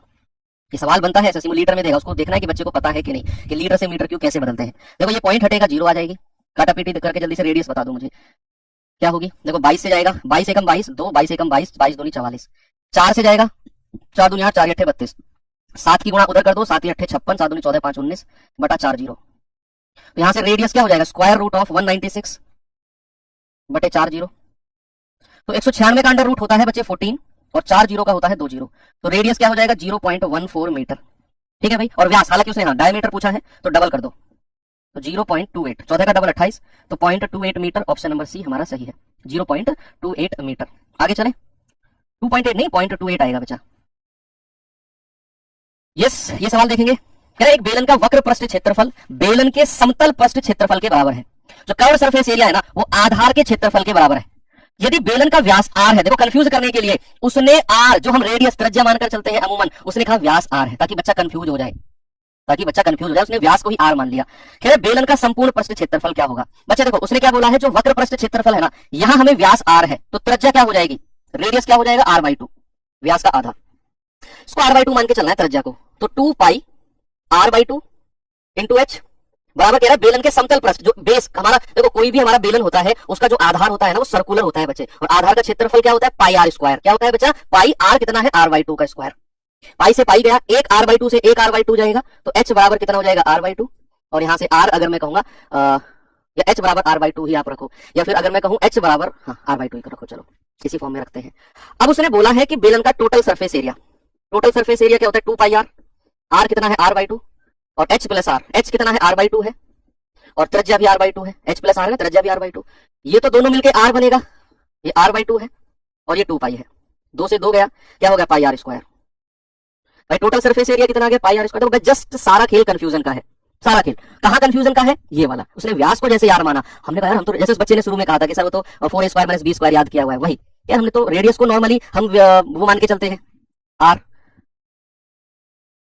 ठीक है, तो बात अगर हम करें कैसे करें अगले सवाल की, तो सवाल कहता है एक बेलनाकार मीनार का व्यास, एक बेलनाकार मीनार का व्यास और ऊंचाई 10 मीटर और 21 मीटर है। 8 रुपए प्रति वर्ग मीटर की दर से इसके वक्र कर्व्ड सरफेस एरिया को रंगना है। लागत क्या होगी? आप कर्व्ड सरफेस एरिया निकालो और गुणा कर दो। लो 2h, 2 को कहां छोड़ दिया मैंने ऊपर? नहीं, 2 को ले तो लिया, ये 2, अच्छा वो r/4 होगा क्या? हाँ ओके, सॉरी r/4, फिर तो पूरा खेल ही बदल जाएगा, है ना। हाइट को क्या रखना है? r/4। अब करना जरा, ये हो जाएगा एलसीएम हो जाएगा 4, ये हो जाएगा 2r, सॉरी r, भाई 4 और 2 6r बटे 4 दूनी 8, ये हो जाएगा r/2 और ये हो जाएगा 2 पाई, 2 से 2 गया, 2 तिया 6, 2 चौके 8, 3r 3 pi r square by 4 है। क्या हुआ है? एक सेकंड, ऊपर से ही कुछ गड़बड़ हुआ। बेलन का वक्र पृष्ठ क्षेत्रफल बेलन के समतल पृष्ठों के क्षेत्रफल के बराबर है। दोनों के बराबर है क्या? बेलन के समतल पृष्ठों के क्षेत्रफल दोनों सरफेस के एरिया के बराबर है क्या? हम एक के बराबर कर रहे हैं, दोनों के बराबर होना चाहिए। Curved surface area of cylinder is equal to the area of the flat surfaces. Yes, दोनों के सरफेस के एरिया के बराबर होगा। दोनों का, एक का तो ये हो गया, इसको 2 से गुणा करना है, इसको 2 से गुणा करना है, दोनों का सरफेस, एक का नहीं दोनों का, है ना। तो बच्चे ये थोड़ा सा मैं क्षमा चाहता हूँ, इस सवाल को पढ़ने में थोड़ी प्रॉब्लम आई। एनीवे इतना तो आप समझ सकते हैं, कोई प्रॉब्लम नहीं है, ठीक है। हमने उसको जल्दी कवर कर लिया। उसने दोनों के सरफेस समतल पृष्ठों के क्षेत्रफल के बराबर, ठीक है। तो बच्चे यहाँ से 2 से 2 कट जाएगा, फिर तो कहानी वही रहेगी जो हमारी चली थी, फिर तो कहानी वही है जो हमारी चली थी कि टोटल सरफेस एरिया क्या हो जाएगा 2 पाई आर, आर कितना है r/2 और h plus r/2 plus r/2, तो हो जाएगा 2 पाई r/2 और यहाँ से r/2 प्लस r/2 r बनता है, 2 से 2 गया तो पाई r स्क्वायर, ठीक है। ओके, नेक्स्ट, एक बेलनाकार मीनार का व्यास और ऊंचाई दी हुई है। भाई व्यास यानी कि डायमीटर दे रखा है, रेडियस का डबल 10, तो रेडियस कितना हो जाएगा 5, ऊंचाई दे रखी है 21।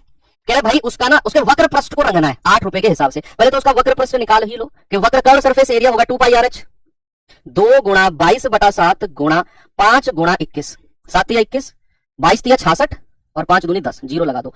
ये उसका इतना मीटर स्क्वायर हो गया कर्व सरफेस एरिया। कह रहा है 1 मीटर स्क्वायर के भाई साहब 8 रुपए लगते हैं, तो 660 मीटर स्क्वायर के कितने लगेंगे जी? 8 गुणा 660, 8 छिंग 48, 8 छिंग 48 और 4 52, 5280 रुपए लगेंगे। ऑप्शन डी हमारा बिल्कुल सही है।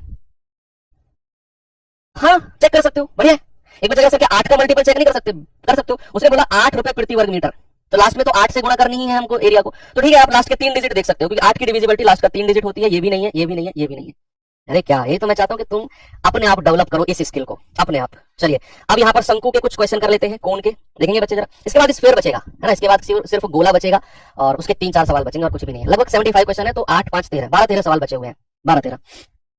एक शंकु की ऊंचाई 15 सेंटीमीटर है और इसकी त्रिज्या है 14, तो आयतन क्या होगा भाई? आएगा फॉर्मूले में। 11 का मल्टीपल चेक करना जरा। 3 2 5 4 का डिफरेंस 1 नहीं होगा, 8 3 11 ये हो सकता है। 6 और 2 8 और 8 का डिफरेंस 0 हो सकता है। 3 4 7 और 2 का डिफरेंस 5 ये नहीं होगा। इन दो ऑप्शन में से कोई मेरा आंसर है, इन दोनों में से। अब यहां पर अगर आपको थोड़ा सा देखना है भाई, शंकु का वॉल्यूम क्या होता है 1/3 पाई r स्क्वायर h, तो 1/3 पाई की वैल्यू 22/7, r कितना है 14 गुणा 14 और h कितना है 15। देखो 7 दूनी 14 और 3 पंजे 15, 5 दूनी 10 को तो अलग ही लिख लो, 14 की 22 में कर लो, 308 आ जाएगा। ये आ गया 3080।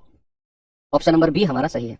2 ऑप्शन एलिमिनेट कर दिया, तुक्का लगेगा तो 2 में ही लगेगा। देखो मैं ये नहीं कह रहा हूं कि पाई आए तो 11 का मल्टीपल एक ही ऑप्शन में, मैंने शुरू से बोला चेक करके देखना है, एक में आया तो आंसर, नहीं तो फिर बेसिक हमारे पास है।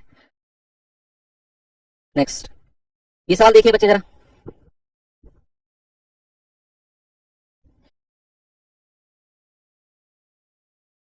सवाल कह रहा है रेत का ढेर एक लंबवृत्तीय शंकु के आकार का है, राइट सर्कुलर कोन की शेप का है।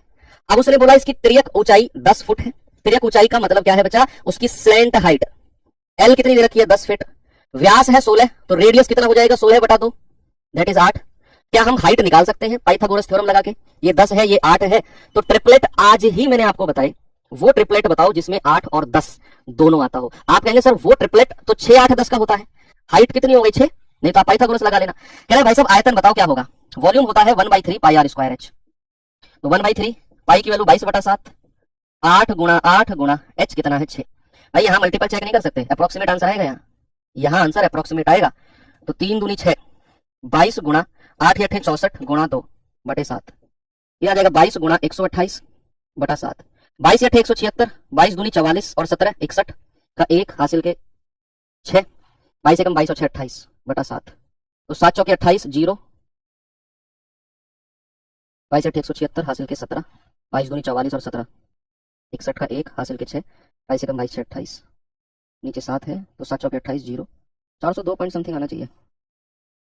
अच्छा हाँ देखो, यस दरअसल उसने बोला है पाई की वैल्यू 3.14 लेना है, कोई बात नहीं, हमने 22/7 लिया, अप्रोक्सीमेट तो आया, बिल्कुल डिफरेंट आंसर तब भी नहीं आएगा, डोंट वरी। यहां से हमारा आंसर 402 पॉइंट समथिंग जा रहा है, 402 पॉइंट कुछ, लेकिन उसने कहा पाई को 3.14 लेना है जी। अब मैंने ले लिया 22/7, तो इतनी भारी मिस्टेक आपसे नहीं होगी, बिल्कुल परेशान मत हो। हमारा आंसर 402 पॉइंट समथिंग आया। एक ही ऑप्शन है जो एक आध नंबर का ही ऊपर नीचे होता है, एक आध नंबर का ही, है ना। तो अगर आप 3.14 मान के चलोगे तो आपका आंसर एग्जैक्ट आ जाएगा।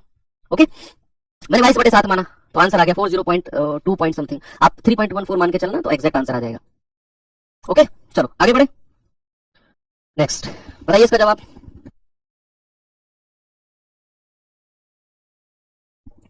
चलिए, कह रहा 24 सेंटीमीटर त्रिज्या और 10 सेंटीमीटर ऊंचाई वाले शंकु का टोटल सरफेस एरिया, कुल पृष्ठीय क्षेत्रफल क्या होगा। भाई टोटल सरफेस एरिया के लिए तो हमें स्लैंट हाइट चाहिए होगी। त्रिज्या दे दी 24, ये दे दी 10 हाइट। तो आप मुझे कोई ट्रिपलेट बता सकते हो ऐसा कोई भी जिसमें 10 24 आता हो। मैंने लिखवाया, आपको लिखवाया है, आज का ट्रिपलेट देखना मैंने लिखवाया। अगर एक साइड 10 है एक 24 है तो ये 26 होगी। 10 24 26 का ट्रिपलेट। नहीं तो पाइथागोरस लगा लो, इसका स्क्वायर प्लस इसका स्क्वायर बराबर इसका स्क्वायर। आप अब आगे क्या करेंगे, यहां इसका टोटल सरफेस एरिया होता है पाई आर और ब्रैकेट में एल प्लस आर। पाई की वैल्यू 22/7 रखो, आर कितना आएगा 24, एल कितना आया है 26, आर कितना है 24। ये आ गया 22/7 गुणा 24, और 26 और 24 तो 50 होता है जी। ठीक है, गुणा करना इसकी 24 दूनी 48, 24 दूनी 48 4 52 गुणा 50/7, 5 8 40, 4 5 दूनी 10 4 14, 5 पूरे 25 और 1 26 बटा 7, 7 या 21, 5 7 7 49, 5 7 7 49, 1 7 1 7, 3771 पॉइंट समथिंग। एक ही ऑप्शन है, ये रहा 4 3। ठीक है भाई, हालांकि जैसे 3 7 आया था यहां पर 2 डिजिट तक जैसे ही मैं गया तो मैं ऑप्शन देख लेता तो 3 ऑप्शन ऐसे भी हटा देता, मैं आगे की कैलकुलेशन करने की नीड ही नहीं थी। आगे चलो, किसी शंकु की ऊंचाई तथा आधार की त्रिज्या प्रत्येक में 100% की वृद्धि होती है तो आयतन में कितने परसेंट की वृद्धि होगी। आयतन का फॉर्मूला आपको आना चाहिए। क्या होता है बच्चा, 1/3 पाई आर स्क्वायर एच। मैंने कहा कांस्टेंट टर्म से हमें मतलब ही नहीं है। आर आया है 2 बार, एच आया है 1 बार। 100% का फ्रैक्शन अगर मैं कहूं तो वो होता है 1/1। भाई किसी भी संख्या को परसेंटेज को फ्रैक्शन में चेंज करना है तो आप परसेंटेज को हटाकर बटा 100 कर दो, तो 100/100 क्या हो जाएगा 1/1। अब कह रहा है कि जो आधार की त्रिज्या है और जो हाइट है दोनों को 100% बढ़ाओ। अगर मैं कहूंगा 1 में 1 जोड़ो तो क्या हो जाएगा 2, त्रिज्या भी 2 बार है तो 1 से 2, हाइट 1 बार है 1 से 2, ये हो जाएगा 1 और ये हो जाएगा 8। भाई कितना बढ़ा है 7 और कितने पर 1 पर इंटू 100, ये हो जाएगा भाई साहब 700%। क्या हो जाएगा 700%, 700%। ओके आगे चले, ये सवाल का जवाब बताओ जरा। क्वेश्चन नंबर 66 क्या बोलता है। सवाल कहता है दो शंकु के आयतन का रेशियो 4:1 है, उनके व्यास का रेशियो 5:4 है, तो उनकी ऊंचाई का रेशियो क्या होगा। आपको फॉर्मूला पता होना चाहिए। भाई आयतन का फॉर्मूला क्या होता है बच्चा, 1/3 पाई आर स्क्वायर एच। अब मैंने कहा कांस्टेंट टर्म से मतलब नहीं है, रेडियस अगर 2 बार आया है तो रेडियस का रेशियो 2 बार चेंज करना है हमें।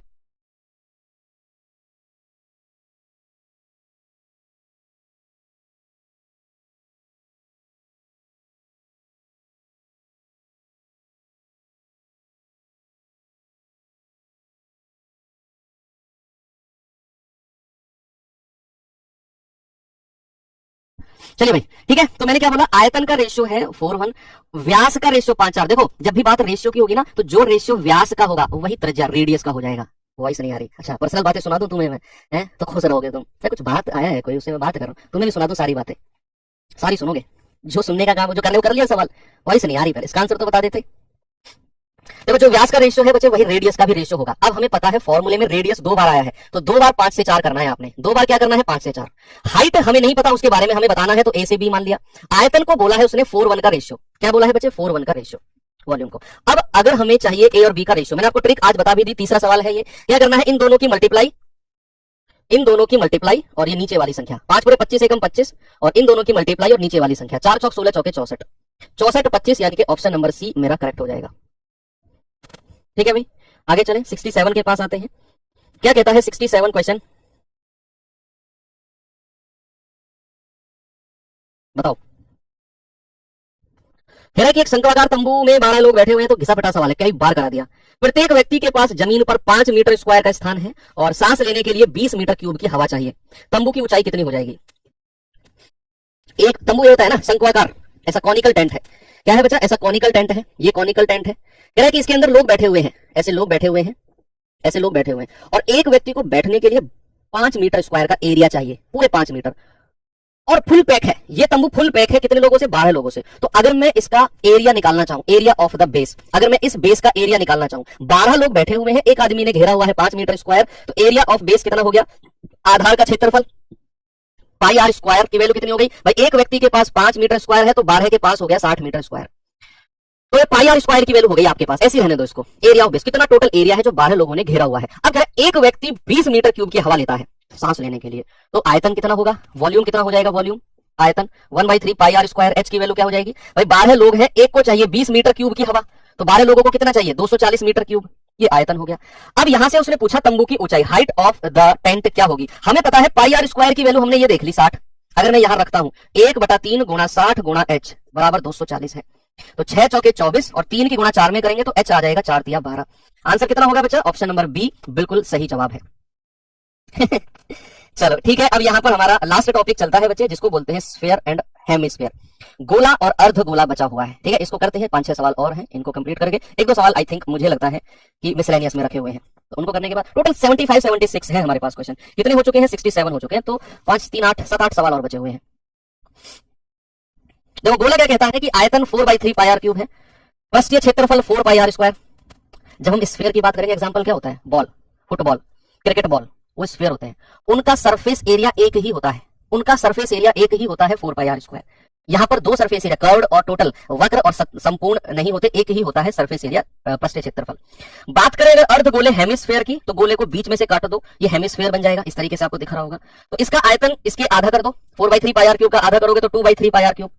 इसके 2 क्षेत्रफल होते हैं, इसके 2 क्षेत्रफल होते हैं, एक कर्व्ड सरफेस एरिया वो होता है 2 पाई आर स्क्वायर, इसका आधा, और एक होता है टोटल। देखो इसका सरफेस एरिया, यानी कि अगर मैं इसकी बात करता हूं तो 4 पाई आर स्क्वायर, इसका सरफेस एरिया अगर मैं केवल वक्र कर्व की बात करूं तो केवल ये वाली की मैं बात करूंगा, केवल ये, तो 2 पाई आर स्क्वायर आधा, भाई उसका ऊपर वाला पार्ट हट गया ना। अगर मैं टोटल की बात कर रहा हूं तो ये वाला तो है ही है, ये वाला भी पाई आर स्क्वायर, जो सर्कुलर पार्ट है, वृत्ताकार भाग है ना, ये वाला और जोड़ लो, तो 2 pi r square plus pi r square कितना हो गया? 3 पाई आर स्क्वायर। तो total surface area of hemisphere, अर्ध गोले का कुल पृष्ठ क्षेत्रफल 3 पाई आर स्क्वायर और वक्र पृष्ठ होता है 2 पाई आर स्क्वायर। अब हम चलते हैं सवालों की तरफ। तो चलिए पहला सवाल जल्दी से आप मुझे बताओ क्या होगा इसका।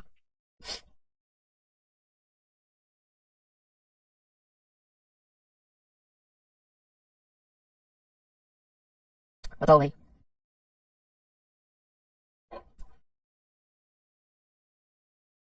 एक गोले की त्रिज्या 4.2 है, आयतन क्या होगा? अब यहाँ 11 का मल्टीपल चेक करके देखना जरा, अगर बच जाए तो ठीक है, नहीं तो कैलकुलेशन करनी पड़ेगी जी। 4 2 6, 6 और 2 8, 8 6 14, 14 8 का डिफरेंस 11 से नहीं कटेगा। 9 और 3 12 और 2 14, 14 और 5 का डिफरेंस 11 से नहीं कटेगा। 3 और 6 9, 4 और 1 5, डिफरेंस नहीं कटेगा। 8 3 11 और 1 12, 8 3 11 4 2 6, 6 डिफरेंस नहीं कटेगा है। अप्रोक्सीमेट नहीं पूछ रहा है क्या? यहाँ कुछ गड़बड़ है, एक बार मैं चेक करता हूँ। 6 और 3 9, 4 और 1 5, 4 डिफरेंस है, नहीं ये तो फिर अप्रोक्सीमेट चल रहा है तो खेल।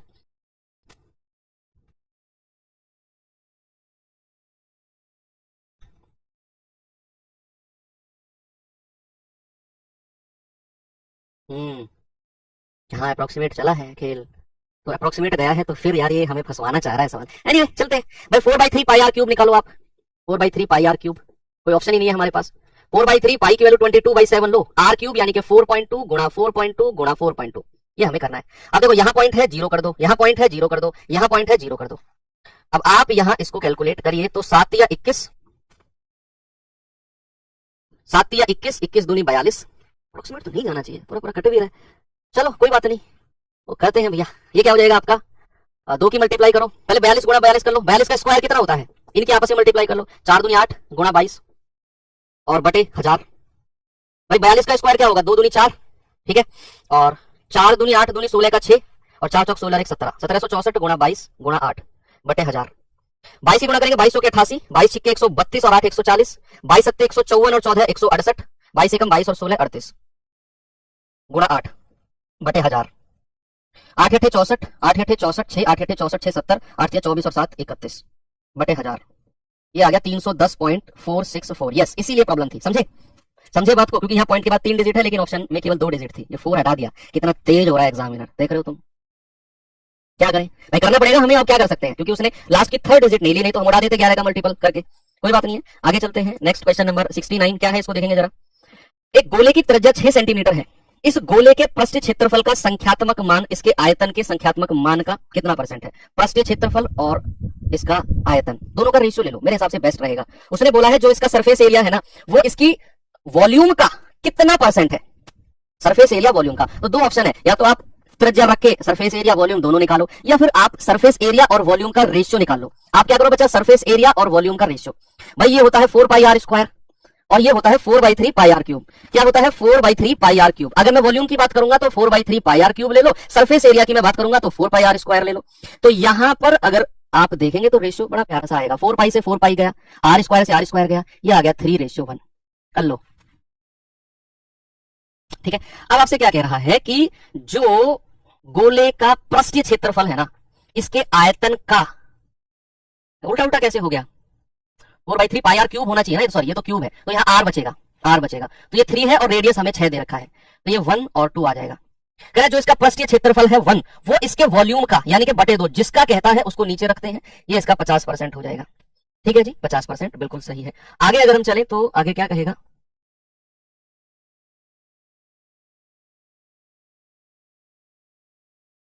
चलिए 70वें सवाल पर चलते हैं। तो 70वां सवाल क्या कहता है बताओ जल्दी से। कह रहा है कि 3 सेंटीमीटर त्रिज्या वाले ठोस गोले को पिघलाकर खोखला बेलन बनाया गया जिसकी ऊंचाई 4 है, बाह्य व्यास 10 है, तो बेलन की मोटाई क्या होगी। बड़ा अच्छा सवाल है। खोखला बेलन, एक चीज को पिघलाकर जब दूसरे में पिघलाया जाता, एक चीज को पिघलाकर दूसरे में ढाला जाए, आयतन हमेशा बराबर होता है। बच्चे अगर मैं गोले को पिघला रहा हूं ना, तो गोले का आयतन होगा 4/3 पाई आर क्यूब, और जो खोखला बेलन है उसका आयतन होगा पाई। और देख सुनो, खोखला बेलन क्या होता है मैं आपको बताता हूँ, कुछ इस तरीके से अंदर से खोखला होता है वो। ठीक है, तो इसका एक अंदर की त्रिज्या होती है और एक बाहर की त्रिज्या कैपिटल आर होती है, तो इसका वॉल्यूम हो जाएगा पाई, बाहर की त्रिज्या में से अंदर की त्रिज्या हटा दो, r square minus r square गुणा एच, ये खोखले बेलन की वॉल्यूम होगी। भाई पाई, बाहर की त्रिज्या में से अंदर की त्रिज्या का स्क्वायर घटा दो और गुणा एच, ये खोखले बेलन का आयतन है। तो pi r square minus r square into h, pi से पाई गया। ओके, 3 सेंटीमीटर त्रिज्या वाला है तो 4/3 इंटू 3 का क्यूब बराबर, तो आर बाह्य व्यास 10 है, बाह्य व्यास 10 का मतलब है कि जो बाहर का डायमीटर 10 है तो रेडियस हो जाएगा 10/2 दैट इज 5, ये बाहर की रेडियस हो गई 5, तो ये हो जाएगा 5 का स्क्वायर माइनस आर स्क्वायर, और हाइट कितनी है 4, 4 से 4 उड़ा दो, 3 से 3 गया तो स्क्वायर बचेगा, 3 3 9 बराबर 5 पूरे 25 minus r square, r square को इधर ले जाओ, 9 को उधर ले जाओ, 16 बचेगा, तो आर कितना हो गया under root of 16 that is 4, r कितना हो गया 4। अब ये अंदर का रेडियस 4 आ गया, कह रहा है बेलन की मोटाई, बेलन की मोटाई बच्चे क्या हो जाएगी बेलन की मोटाई, आप बता सकते हैं क्या मुझे। ये बेलन की जो मोटाई होगी बाहर वाली त्रिज्या में से अंदर वाली त्रिज्या हटा दो, आप कहेंगे आर माइनस आर, यानी कि 5 में से 4 गया दैट इज 1 सेंटीमीटर आ जाएगी।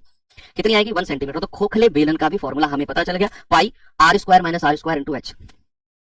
चलिए ये सवाल देखिए जरा और बताएंगे इसका जवाब, बताओ भाई क्या होगा।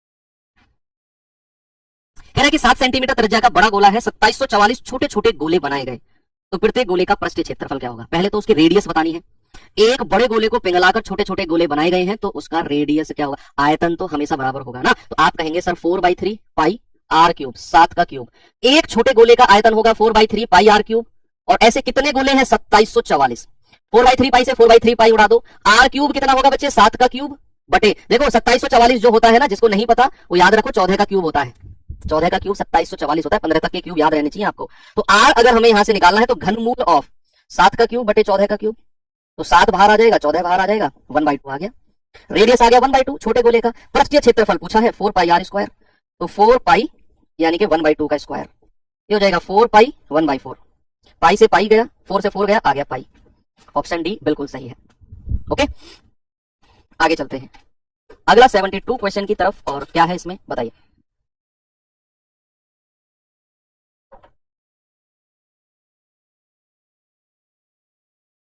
देखो अब मैं गोले के रेशियो के बारे में बताता हूं। अगर आपको दो गोले दे रखे हैं, स्फीयर 1 स्फीयर 2, सुनो बच्चे सामने देखो, उनकी रेडियस का रेशियो अगर ए बी है तो उनके वॉल्यूम यानी कि आयतन का रेशियो होगा ए क्यूब और बी क्यूब, और उनके सरफेस एरिया का रेशियो हो जाएगा भाई साहब कितना, ए स्क्वायर और बी स्क्वायर।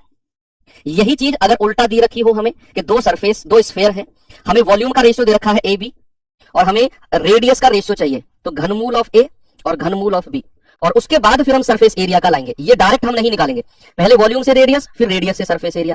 ठीक है, तो ये आप इसका स्क्वायर कर दोगे। यही चीज बच्चे अगर हमें दे रखी हो दो स्फीयर है, हमें सरफेस एरिया का रेशियो दे दिया सपोज ए और बी, पृष्ठीय क्षेत्रफल का, तो हम रेडियस के लिए क्या करेंगे, स्क्वायर रूट कर देंगे, स्क्वायर रूट ऑफ ए और स्क्वायर रूट ऑफ बी, ये बात ध्यान रखना, स्क्वायर रूट ऑफ ए और स्क्वायर रूट ऑफ बी हम लोग कर देंगे।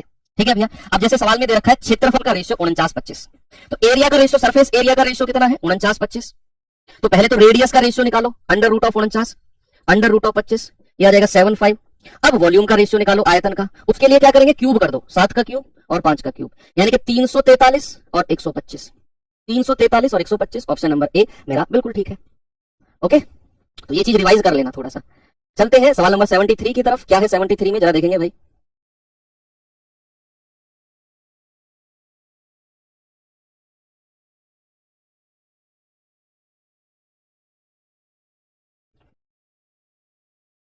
बताओ।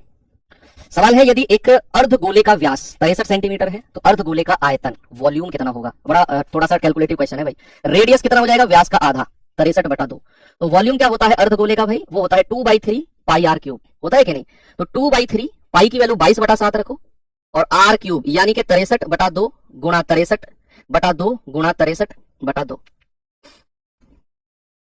मल्टीपल चेक कर लो, लेकिन ये बड़ी संख्या है, हो सकता है अप्रोक्सीमेट दिया हो सकता है ना भी दिया हो सकता है अप्रोक्सीमेट हो। अब चूंकि सबके लास्ट में 0.5 है तो हो सकता है एग्जैक्ट आंसर भी हो, पता नहीं। आप देख लो एक बार 11 का मल्टीपल एक बार आप चेक करो, मैं बेसिक कैलकुलेशन करता हूं भाई। 7 तिया 21 तिया 63 3 बार गया, 2 से 2 गया, 2 से जाएगा 11 बार। अब आप क्या करो 63 का स्क्वायर बता दो मुझे कितना होगा। ये हो जाएगा 3 तिया 9, 6 तिया 18 दूनी 36 का 6 हासिल का 3, 6 छिंग 36 और 3 39, 3969। उसकी मल्टीप्लाई 3 में, उसकी 11 में और बटा 2। 3 नाम 27, 3 छिंग 18 2 20, 3 नाम 27 2 29, 3 तिया 9 2 11 गुणा 11 बटा 2। भाई 11 सत्ते 77, 11 नाम 99, 11 कम 11 9 20, 11 कम 11 और 2 13 बटा 2। 2 छिक्के 12, 1 2 पंजे 10, 2 चौके 8, 1 2 अट्ठे 16, 1 2 अट्ठे 16, 2 पंजे 10, 65,488.5। ये रहा ऑप्शन नंबर सी। ओके चलो आगे चलते हैं, जीडी में आया है भाई। अब थोड़ा सा मिसलेनियस यानी कि विविध की बात कर लेते हैं। थोड़े से दो तीन सवाल विविध में देख लेते हैं कि मिसलेनियस में है क्या। पहला सवाल है मिसलेनियस में 2024 आपका एमटीएस में पूछा गया है, जरा देखेंगे इसको। कह 10 मीटर आंतरिक व्यास वाला एक कुआं, हालांकि ये लेवल हो सकता है कि आपके एग्जाम में ना जाए, लेकिन आप देख लो इसे एक बार, आ जाए तो कर लेंगे। 10 मीटर आंतरिक व्यास वाला एक कुआं 10 मीटर की गहराई तक खोदा गया। इसमें से जो मिट्टी निकली उसको एक चबूतरा बना दिया इसके चारों तरफ। अब मिट्टी तो भाई हाइट बन जाएगी, चबूतरा मिट्टी डालते जाओगे तो मिट्टी की तो हाइट बनती चली जाएगी। कह रहा है कि 12 मीटर चौड़ाई तक उसको फैलाया गया है। चबूतरे की ऊंचाई बता दो क्या होगी और दशमलव के 2 स्थान तक बतानी है। दरअसल क्या होगा बच्चे, जो हमने ये कुआं खोदा, देखना ये कुआं खोदा, यहां से मिट्टी निकाली। अब मिट्टी जो यहां से निकलेगी ना, वो इसी के चारों ओर चबूतरा बना दिया और चबूतरे पर मिट्टी डालते गए हम। तो क्या मैं ये कह दूं कि जितनी मिट्टी इस कुएं से निकलेगी वही फैलाई जाएगी, बाहर से तो ट्रैक्टर भर के थोड़ी मिट्टी आएगी, इसी को फैलाया गया। तो क्या मैं ये कह सकता हूं कि उस मिट्टी का आयतन इस चबूतरे के आयतन के बराबर होगा कि नहीं। मिट्टी का आयतन कितना होगा, जो बेलन का आयतन है कि पाई आंतरिक त्रिज्या कितनी है आर और बाहरी त्रिज्या कितनी है कैपिटल आर, बाहरी त्रिज्या। तो अगर मैं चबूतरे की चौड़ाई की बात करता हूं तो चबूतरे की चौड़ाई सपोज मैंने एक्स मानी तो वो हो जाएगा आर माइनस आर। चबूतरे की चौड़ाई, थोड़ी पहले जो सवाल किया था खोखला बेलन, वही है ये। तो मिट्टी का आयतन क्या होगा पाई, और व्यास अगर 10 है तो रेडियस क्या हो जाएगा 5, 10 का आधा, 5 का स्क्वायर, और ऊंचाई कितनी है 10 मीटर गहराई तक खोदा गया, ये 10 मीटर की गहराई है गुणा 10।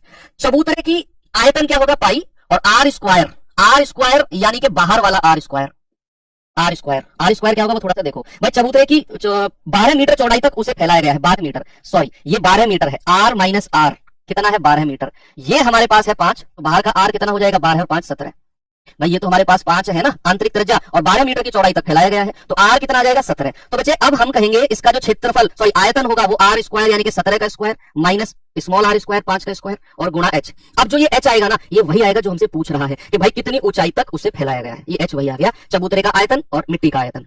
तो पाई से तो पाई उड़ा दो, 5 पूरे 25 धाम 100, सॉरी 25 धाम 250, ये क्या हो जाएगा 17 का स्क्वायर 289 माइनस 25 गुणा एच, ये आ जाएगा 144 244 सॉरी 244 गुणा एच।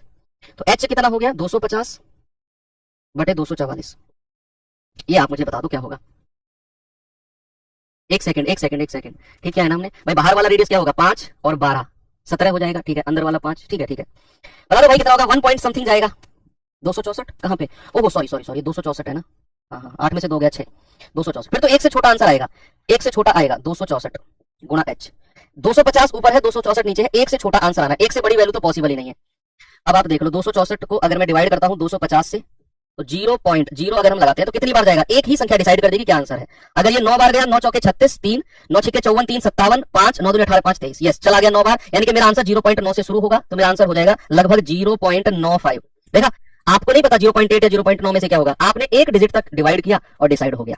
अब मैंने ये 2 ऑप्शन क्यों काटे थे समझ में आ गया, छोटी संख्या ऊपर थी बड़ी नीचे थी, आंसर 1 से छोटा ही आएगा। ओके तो चलिए अब यहाँ पर क्लास को एंड कर देते हैं और एक 75वां क्वेश्चन आपको मैं होमवर्क देने से पहले बता दूं, कल आप लोगों की मैं और एक इनिशिएटिव और एक आप लोगों के लिए मैं ला रहा हूं बच्चे रामायण सीरीज, और इसमें मैं 6 क्लास लाऊंगा, टोटल 6 क्लास होंगी। इसमें इंपोर्टेंट टॉपिक्स और एक रामायण सीरीज में करा चुका हूं, वही जो आपकी प्लेलिस्ट है ना उसी में ही ये डलेगी, 9वीं क्लास डलेगी, वो 8 क्लास आप देख लेना, उनके अलावा ये 9वीं क्लास है, कॉइन्स रिलेटेड क्वेश्चन कल हम करने वाले हैं। 1 घंटे में मैं आपको कॉइन का हर तरह का सवाल ना आप परफेक्ट हो जाओगे, एग्जाम में आएगा ना सबसे पहले इसी को करोगे। 8 टॉपिक वो 6 ये 14 टॉपिक तो करके ही जाने हैं, कुछ करके जाओ मत जाओ, ये 14 टॉपिक तैयार करके जरूर ले जाना। तो कल ये क्लास है और उससे पहले आपको मैं अब आपका होमवर्क दिखा देता हूँ। उम्मीद करता हूँ आपको क्लास पसंद आई होगी बच्चे। मैंने बहुत एफर्ट लगाए, बहुत दिन से, काफी दिन से मैं क्लास तैयार कर रहा था कि क्वेश्चन छाट रहा था कि यार ये बन सकता है, ये बन सकता है। तो मुझे उम्मीद है कि आपकी हेल्प होगी। इस क्लास से कंप्लीट रिवीजन हो गया होगा। अब मैं आपको इस क्लास का हैंड आउट पीडीएफ यानी कि आपका बोर्ड पीडीएफ और एक आपकी प्रिंटेबल फॉर्मेट में भी आंसर की के साथ वो अलग से 2 पीडीएफ अपलोड कराऊंगा आपकी मैं। एक में ही हो सकती है दोनों, दोनों अलग अलग एप्लीकेशन पे भी अपलोड होंगी, आपके जो टेलीग्राम ग्रुप है उस पे भी अपलोड हो जाएंगी। तो एप्लीकेशन में फ्री पीडीएफ नोट्स वाले फोल्डर में आप जाकर इसको सर्च कर सकते हैं, जहां पर वन शॉट वीडियोस की पीडीएफ पड़ी हुई है, वहां पर आप देख लेना। एसएससी जीडी 2025 वाले फोल्डर में मिल जाएंगे आपको। तो और दूसरा, इसमें जो फॉर्मूलेज हमने किए हैं, फॉर्मूले की अलग से मैं पीडीएफ आपको दूंगा। वो आपको टेलीग्राम के मेन चैनल पे रोजगार विद अंकित चैनल पे भी मिलेगी, आपको जो आपका पेड वाला ग्रुप है टेलीग्राम पर उसमें भी मिलेगी, और वो पीडीएफ एप्लीकेशन पे भी मिलेगी। आज शाम तक ये तीनों काम आपके हो जाएंगे। बस पढ़ो पढ़ो और पढ़ो, ठीक है। तो thank you so much and जय हिंद।